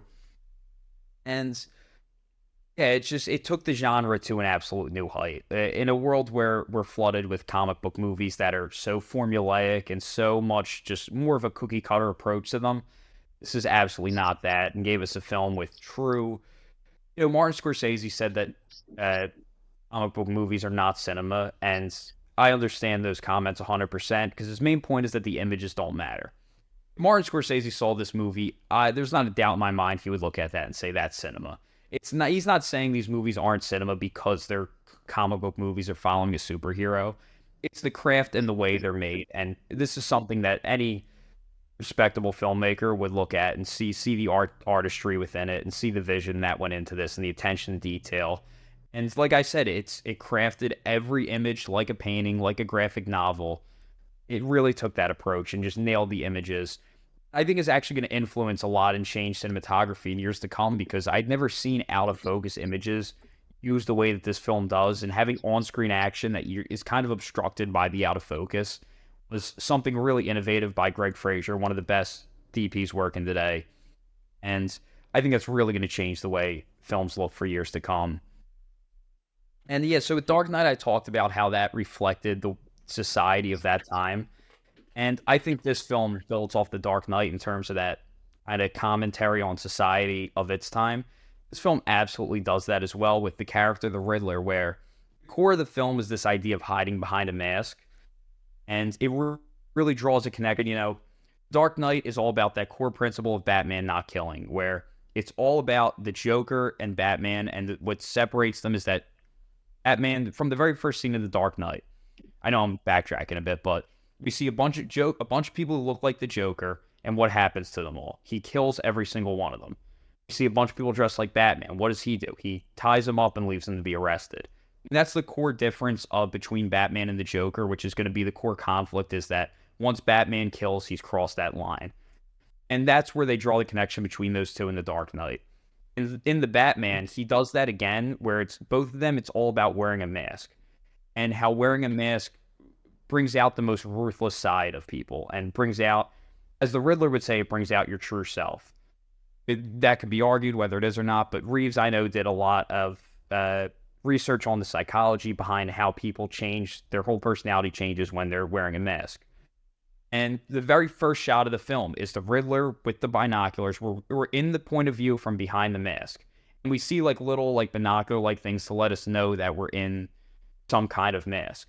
Then later we see with when he's watching Catwoman through the window, we see Bruce in the same exact shot with the binoculars, with the kind of obstruction to let us know that we're seeing from behind a mask. And this is drawing a connection between the two, because that's the core of the entire film, is what's the difference between the two of them. They're both tackling corruption, but why are these two people different? And it really comes down to the tactics as to why they're different. But in The Dark Knight, the differences are very clear cut, where the line is much more blurred and complex in a Batman. But I think why this is so important in terms of how it reflects society is because, especially, it's one thing, day to day today, but especially in this film, kind of coming off the pandemic, it was a world where everyone is kind of communicating through a computer screen. And a computer screen really is a mask. There's a lot of things people will say on the internet that they would never say to people face to face. And we now live in a world where a lot of the communication is done over the internet and online, where Essentially, it's the same exact concept of everyone hiding behind a mask. And we know the Riddler kind of builds his online community of people who are hiding behind that mask of the internet and then hiding behind the Riddler mask. And just kind of how that brings out a ruthless nature in the Riddler, but also Batman. And I think that's really the core conflict of the two. And then when we first see both of them, the Riddler and Batman, without their mask on, their faces are revealed in the exact same way. It's the camera's behind them over the shoulder, and it's like the shoulder obstructs them, and then they slowly turn their head. If you watch it back, both the Bruce Wayne face and the Riddler's face are revealed in the exact same way. So he draws visually just so many connections between the characters, but he doesn't feel the need to necessarily address it as much in the dialogue. It's just all there visually. Like I said, the Dark Knight moves very quick, so you don't see its mistakes. Whereas the Batman, even though you're not going to pick up all of this on a first watch, most likely, it's more slower, so you do notice every little detail to it. And Reeves holds these compositions so that you look deeply into them and make those connections. And this is a film I think that when you watch it over and over again, it doesn't get worse, and you don't start noticing mistakes. You start noticing more subtle, brilliant things, and it just gets better and better on every rewatch. It does have flaws, of course. Like, there are some things that I think are a little forced. There's a couple elements of the third act I don't love. I mean, I don't think it's a bad third act by any means. I think people are way too hard on it, but I don't love the Catwoman being Falcone's father. Falcone being Catwoman's father. Like, I think that was kind of dumb. But all the mistakes in the film are so small and minor. It's just nitpicky. Like, it's not a make or, and there's nothing make or break in terms of the flaws of this film. There's a lot of things that this film does really well. To start, I love any film that's about a relationship between a character and the city. That's something that I just personally connect with on a very deep level. And not only is this the best Gotham in terms of just the look and aesthetic and feel to it, but I think Bruce has a stronger connection to this city in this film, or sorry, Batman, because there really is, we'll get to that, but Batman's connection with the city is stronger in this film, I think, easily than any other Batman film, and you really feel the love-hate relationship that he has for the city and the way he's kind of stuck in the city and feels a need to save it. Like, it's Batman is not Superman or Spider-Man where it's you have to save the entire world and the world's at stake. It's all about the city of Gotham, which is his home and the place that meant a lot to his parents, which is why it means a lot to him. And just that relationship was a super strong element to the film. And, another element I connect with is noir. Like, the recent short film I just finished was a film noir. And my love for that style and genre of film really comes from the Batman animated series. Is kind of the core of what got me into that noir aesthetic and that style of filmmaking. And, as I grew up, then I got into the old Hollywood noirs of like the Billy Wilders and John Huston films and all that. But as I was kind of getting into diving into film noir, the Batman genre was kind of moving away from that with the Nolan trilogy. And here, now that I've done all this study and research on the genre, to see it kind of come back there was just so, it was like a breath of fresh air to me to see it. And then I love voiceover and like the way he uses the voiceover with the moment by moment thought. And he's just like, the Batman is typically, whenever there's not Robin involved, he's a loner character, just like many film noirs. And this really nailed like just a man alone with his thoughts, almost like kind of losing his mind to a degree if you really think about it. And my biggest criticism actually of the film by far is that they don't use the voiceover more, because I think it was such a strength. And if you read a lot of the comics, like the Year One comic, there's a lot of that voiceover along with Commissioner Gordon, or he's not Commissioner Gordon yet, but both Batman and Gordon have that voiceover in the Year One comic, which is a big strength. And I do wish they had leaned on the voiceover more, but just creating that noir aesthetic.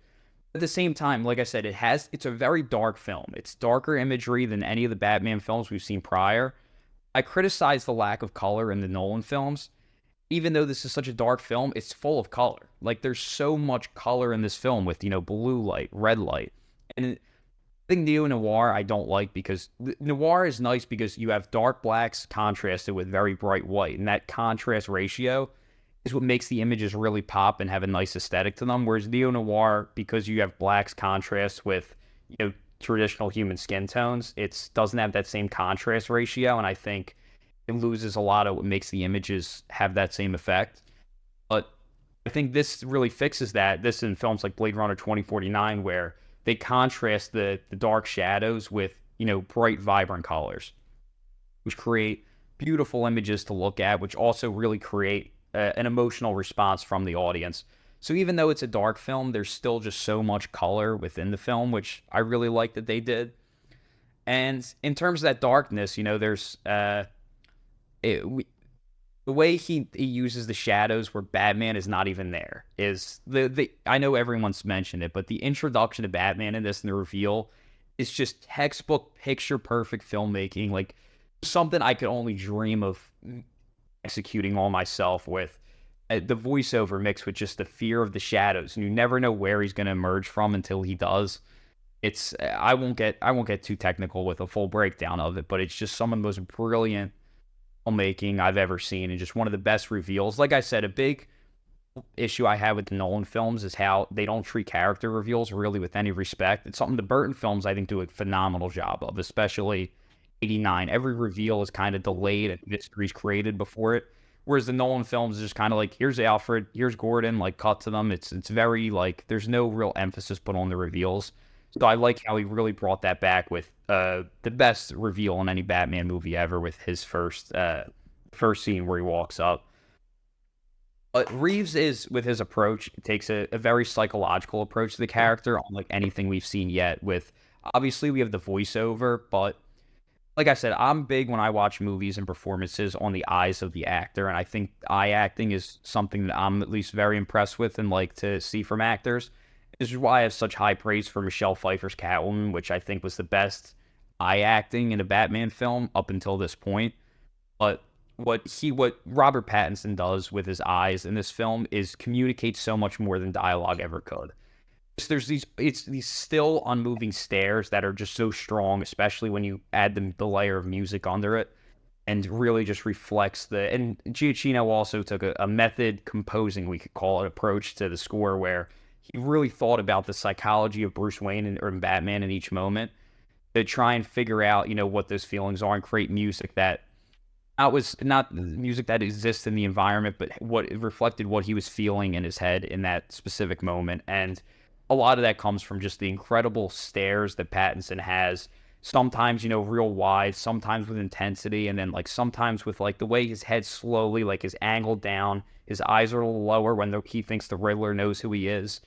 And I could just get into all the little subtleties of this because there's so many of them, but I think that's what acting really is just those small facial movements and, using your eyes and your hands and your body in like the subtlest of ways to communicate a change in emotion and feeling, which Pattinson does a phenomenal job of. And, even from the other actors, there's just so much, like the smallest little reactions or body language adjustments are always shown to us by Matt Reeves, which is, I think, a big strength to the film, and his job as an actor's director is just shows what a good director he is, not just in the aesthetics and the visuals, but also in creating those authentic, real but subtle performances from his actors. And yeah, there's just so much, and of course that the score from Michael Giacchino. I don't even know what I could say that hasn't been said already. It's epic, it's incredible, it's tragic, it makes you feel such a range of emotions. It's very close to the Elfman score. It's very tough for me to pick between them. I do think Elfman's just a little over it, but overall, it's a phenomenal score. One of the biggest robberies in Oscar history that it wasn't nominated, but we're not going to get into that because I'll lose my fucking mind. Anyway, get back to the performances though. A subtle one, John Turturro, I think gives such like a big problem I have with a lot of the other Batman films. I think the regular street criminal characters are very generic and kind of bland, but I think Turturro gives a very great performance here as just a regular kind of crime boss here with the way he speaks so slowly. But yet at the same time, there's like this lack of emphasis. Like he doesn't put emphasis on any of the words he says, which I think is a typical pitfall of a lot of performances is, especially like younger or newer actors will often put too much emphasis on the dialogue when most people speak, they're not always emphasizing everything. And Toro really nails that with kind of this laid back, smooth, slow speaking and not a lot of emphasis on the dialogue he's reading. And, it's a city. I also like how in The Dark Knight, there's other heroes besides Batman. Like Rachel is a heroic character. Uh, Dent for most of the movie is a heroic character, but there's no heroes in the Batman except for the Batman, who's a super flawed character. And I really like how they just have everything's corrupt on every level, and where we say Philly is Gotham, and it really is in so many ways, just with the absolute chaos and just corruption on pretty much every level of the way things work in a lot of ways. And so I definitely connected when they say Falcone picks the mayor, because in Philly we know there are certain people who kind of decide those things. So it's definitely something that I could kind of relate to. But yeah, and then what they did. A lot of people say that I think Christian Bale is a better Bruce Wayne because there is no Bruce Wayne in this movie. He's only Bruce Wayne. Bruce Wayne is the mask. That's him only on a Batman mission to figure out Batman information. There's no Bruce Wayne to this movie at all. Which I think is an interesting approach because this film, even though it's year two, it's an origin story. It's not Batman Begins of him, going and actually going out there as Batman for the first time, but he's still learning how to be Batman. And it's still very developmental in terms of he doesn't know what it means to be a hero. He doesn't quite know, how to he wants to make a difference, but he doesn't quite know how to do that yet. And we see tons of learning curves, like the gliding scene when he gets hit by the bus and all that. Like there's so many learning curves that, throughout the film that I really like to see. And I kind of wish Begins had more of those, not to keep shitting on it, but like I wish it had more of those learning curve moments in terms of how he how learning how to be Batman in the best way he possibly can be. And then it's like I said, there's the silent eyes. It's very psychological, and this Batman feels more affected by his trauma than any other Batman that we've ever seen. Also, just in terms of that psychological, like the subtle way that the film shows his like obsession with Selina when he first meets her and kind of watching her. And it's almost like the film plays it off as if it's advancing the story for information's sake and detective stuff. But Reeves also really is able to create let us know there's this subtle like obsession and attraction with her at the same time, which I think he nails in a very subtle way. But in the end, it's, like I said, there's always that conflict of Batman's never the superhero who ends up with the girl. He doesn't end up with Lois Lane or Mary Jane at the end.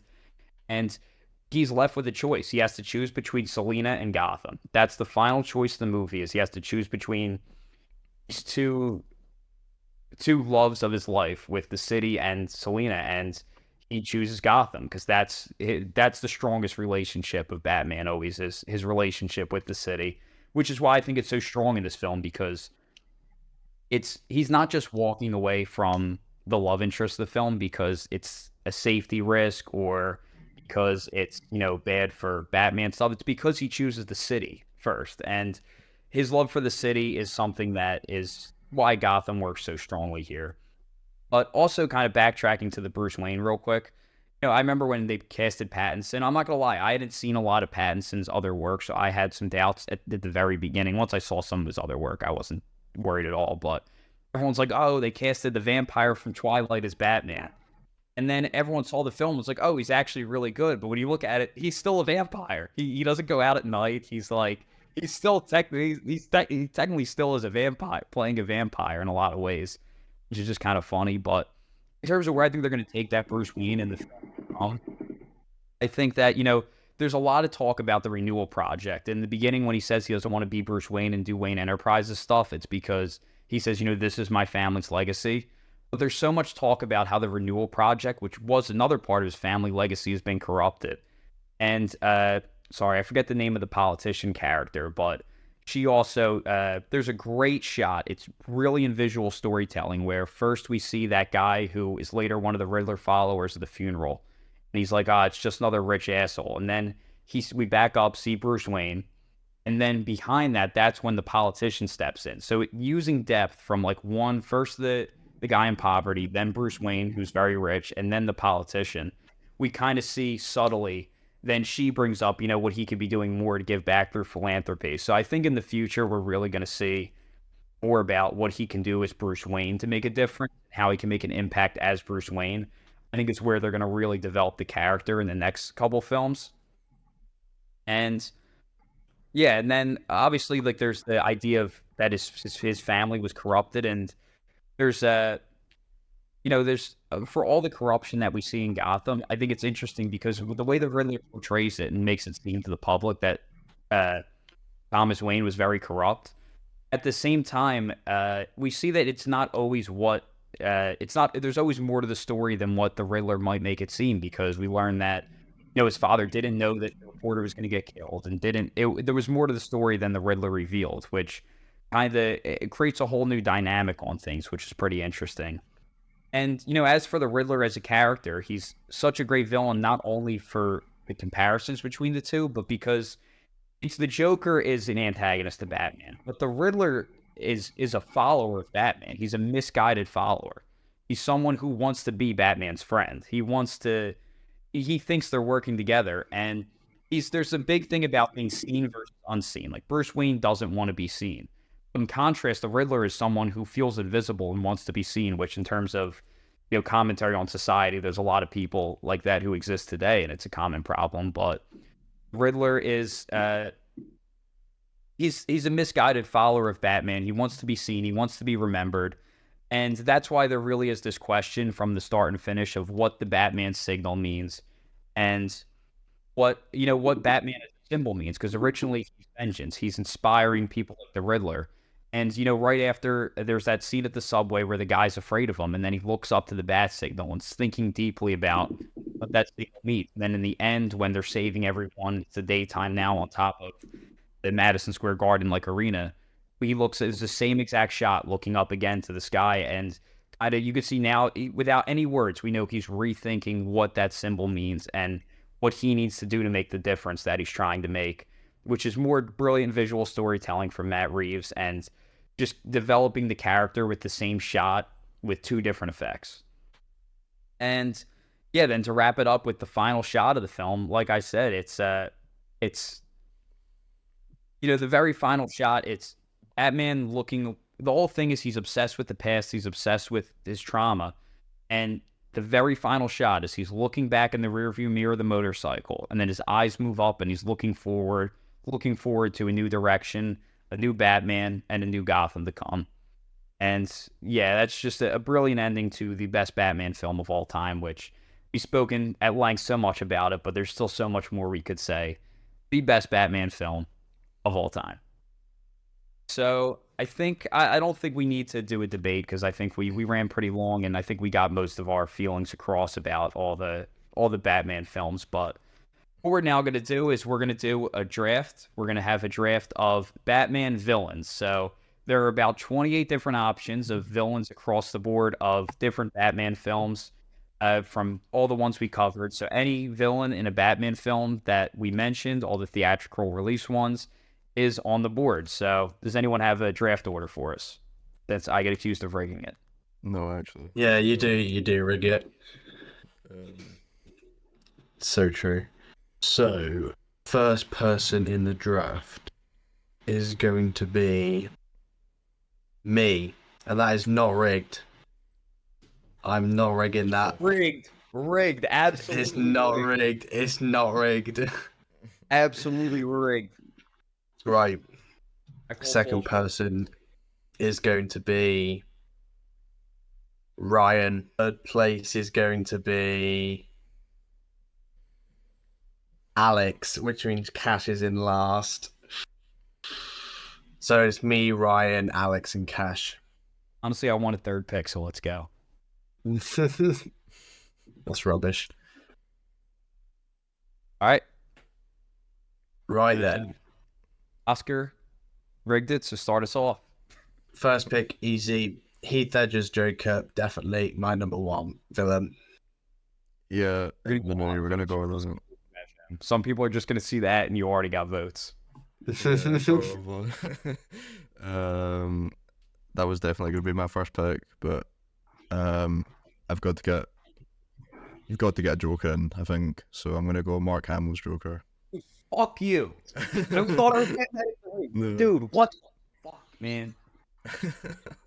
You just throw a wrench in my whole game plan. All right. Well, I mean, obviously, next pick, give me Paul Dano's The Riddler. Nice. All right. Give me Tom Hardy's Bane. Nice. I don't know if that's wrong or not, but that's It's where right I've got here. him. That's my guy. Interesting. I go again, right? Yeah. Yeah. Okay. I'm gonna go with.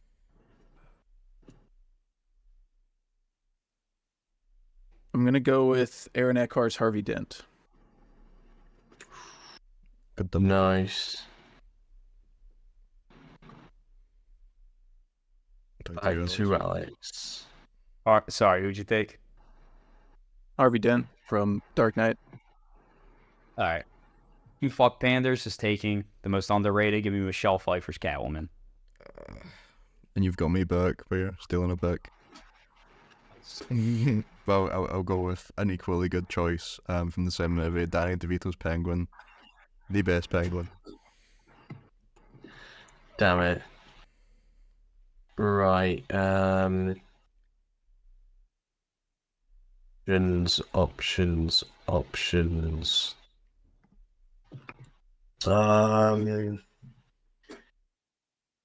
Give me. I'll take Phantasm, actually. Damn it. I was thinking about taking that one. And I get pick again, don't I? Yep. Let's have a look. There's so many, man.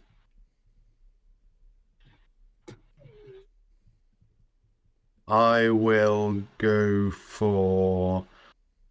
go for Jack Nicholson's Joker. Surprised that lasted so long. Okay. I've already got the best Penguin. Maybe the best Joker in some people's eyes. So I'm going to take the best Riddler as well, Jim Carrey.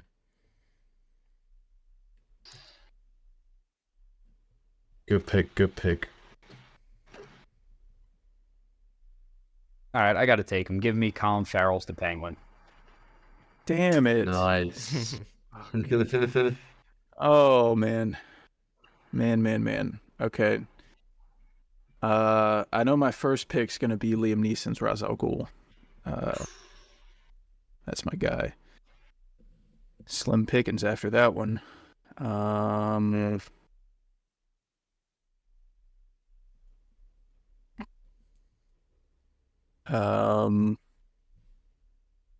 Can I take does Chief Bach count as a Batman?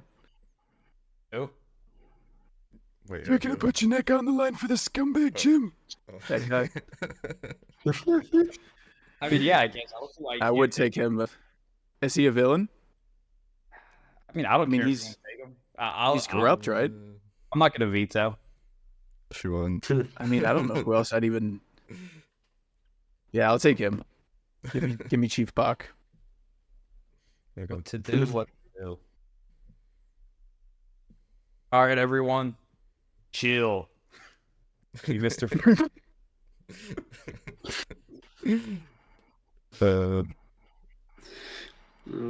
I was gonna take that as a last pick as a joke. But,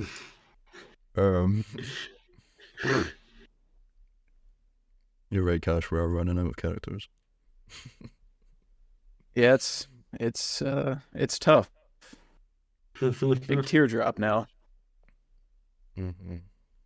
I'm gonna have to take some people I'm not proud of.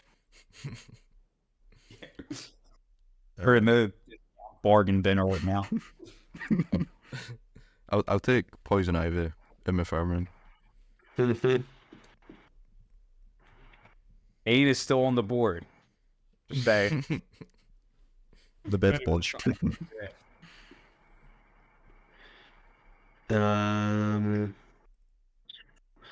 Choices.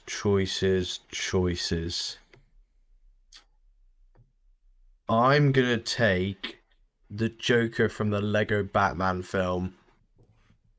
Yeah. I feel like that's a pretty solid choice from what we've got left. So I could take there's a Oh wait, have I got another pick? Yeah, I have, haven't I? yeah, I forgot. Forgot about that. Man, there are some stinkers left. Um, um, oh, I honestly don't know what to go for. Tally, I'll go. No chance. You got it. You got it. That's like the most desperate You last wanna do pick. it. I'll take Batman and Robin Bane before I take Talia. Oh dear. Actually, I will take the Batman and Robin Bane. Actually, Well, I would vote for you for that. I will take that. It's so funny.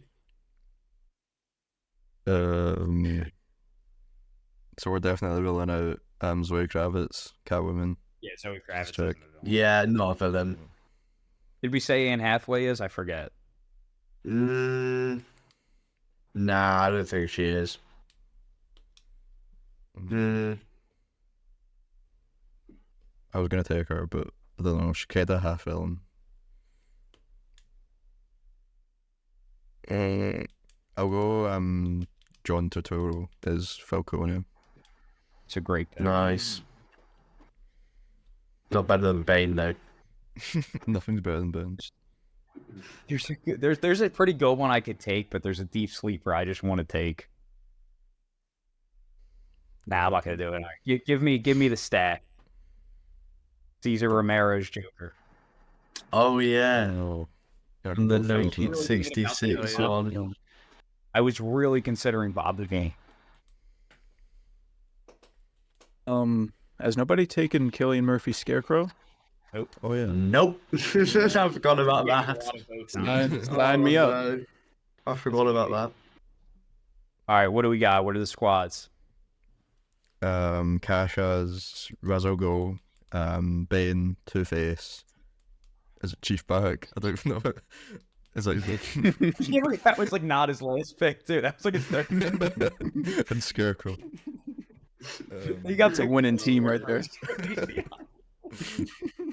Alex says. I forgot about Scarecrow and I took Chief Buck. Oh dear. Alex says Colin Farrell's Penguin, Michelle Pfeiffer Catwoman, Joker 66. You need to defend the other ones. I didn't get those down. I got Team Fuck Panders has Paul Dano's Riddler, Colin Farrell's Penguin, Arnold's Mr. Freeze, Michelle Pfeiffer's Catwoman, I could have and forgotten Cesar Mr. Romero. Freeze. And then I have Jim Carrey, Danny DeVito's Penguin, Mark Hamill's Joker, Uma Thurman's Poison Ivy, and Falcone from the Batman. Oscar has Phantasm, Heath Ledger's Joker, Jack Nicholson's Joker, the Joker from Batman, Lego Batman, and the best of them all, Bane from Batman and Robin. I've got this in the bag easily. I've got this in the bag. Oscar's got a squad, I'm not gonna lie.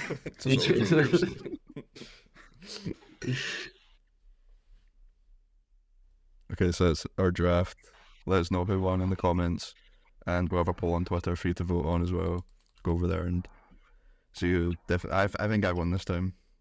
Alex probably thinks he won again, like he always does. But No, I'm not gonna lie. It We know wasn't my best performance. Like I thought at third pick I was gonna get. I really thought I was gonna get Mark Hamill's Joker and then catch Catwoman on the other end. But Ryan kind of threw a wrench in that, so you can go fuck yourself.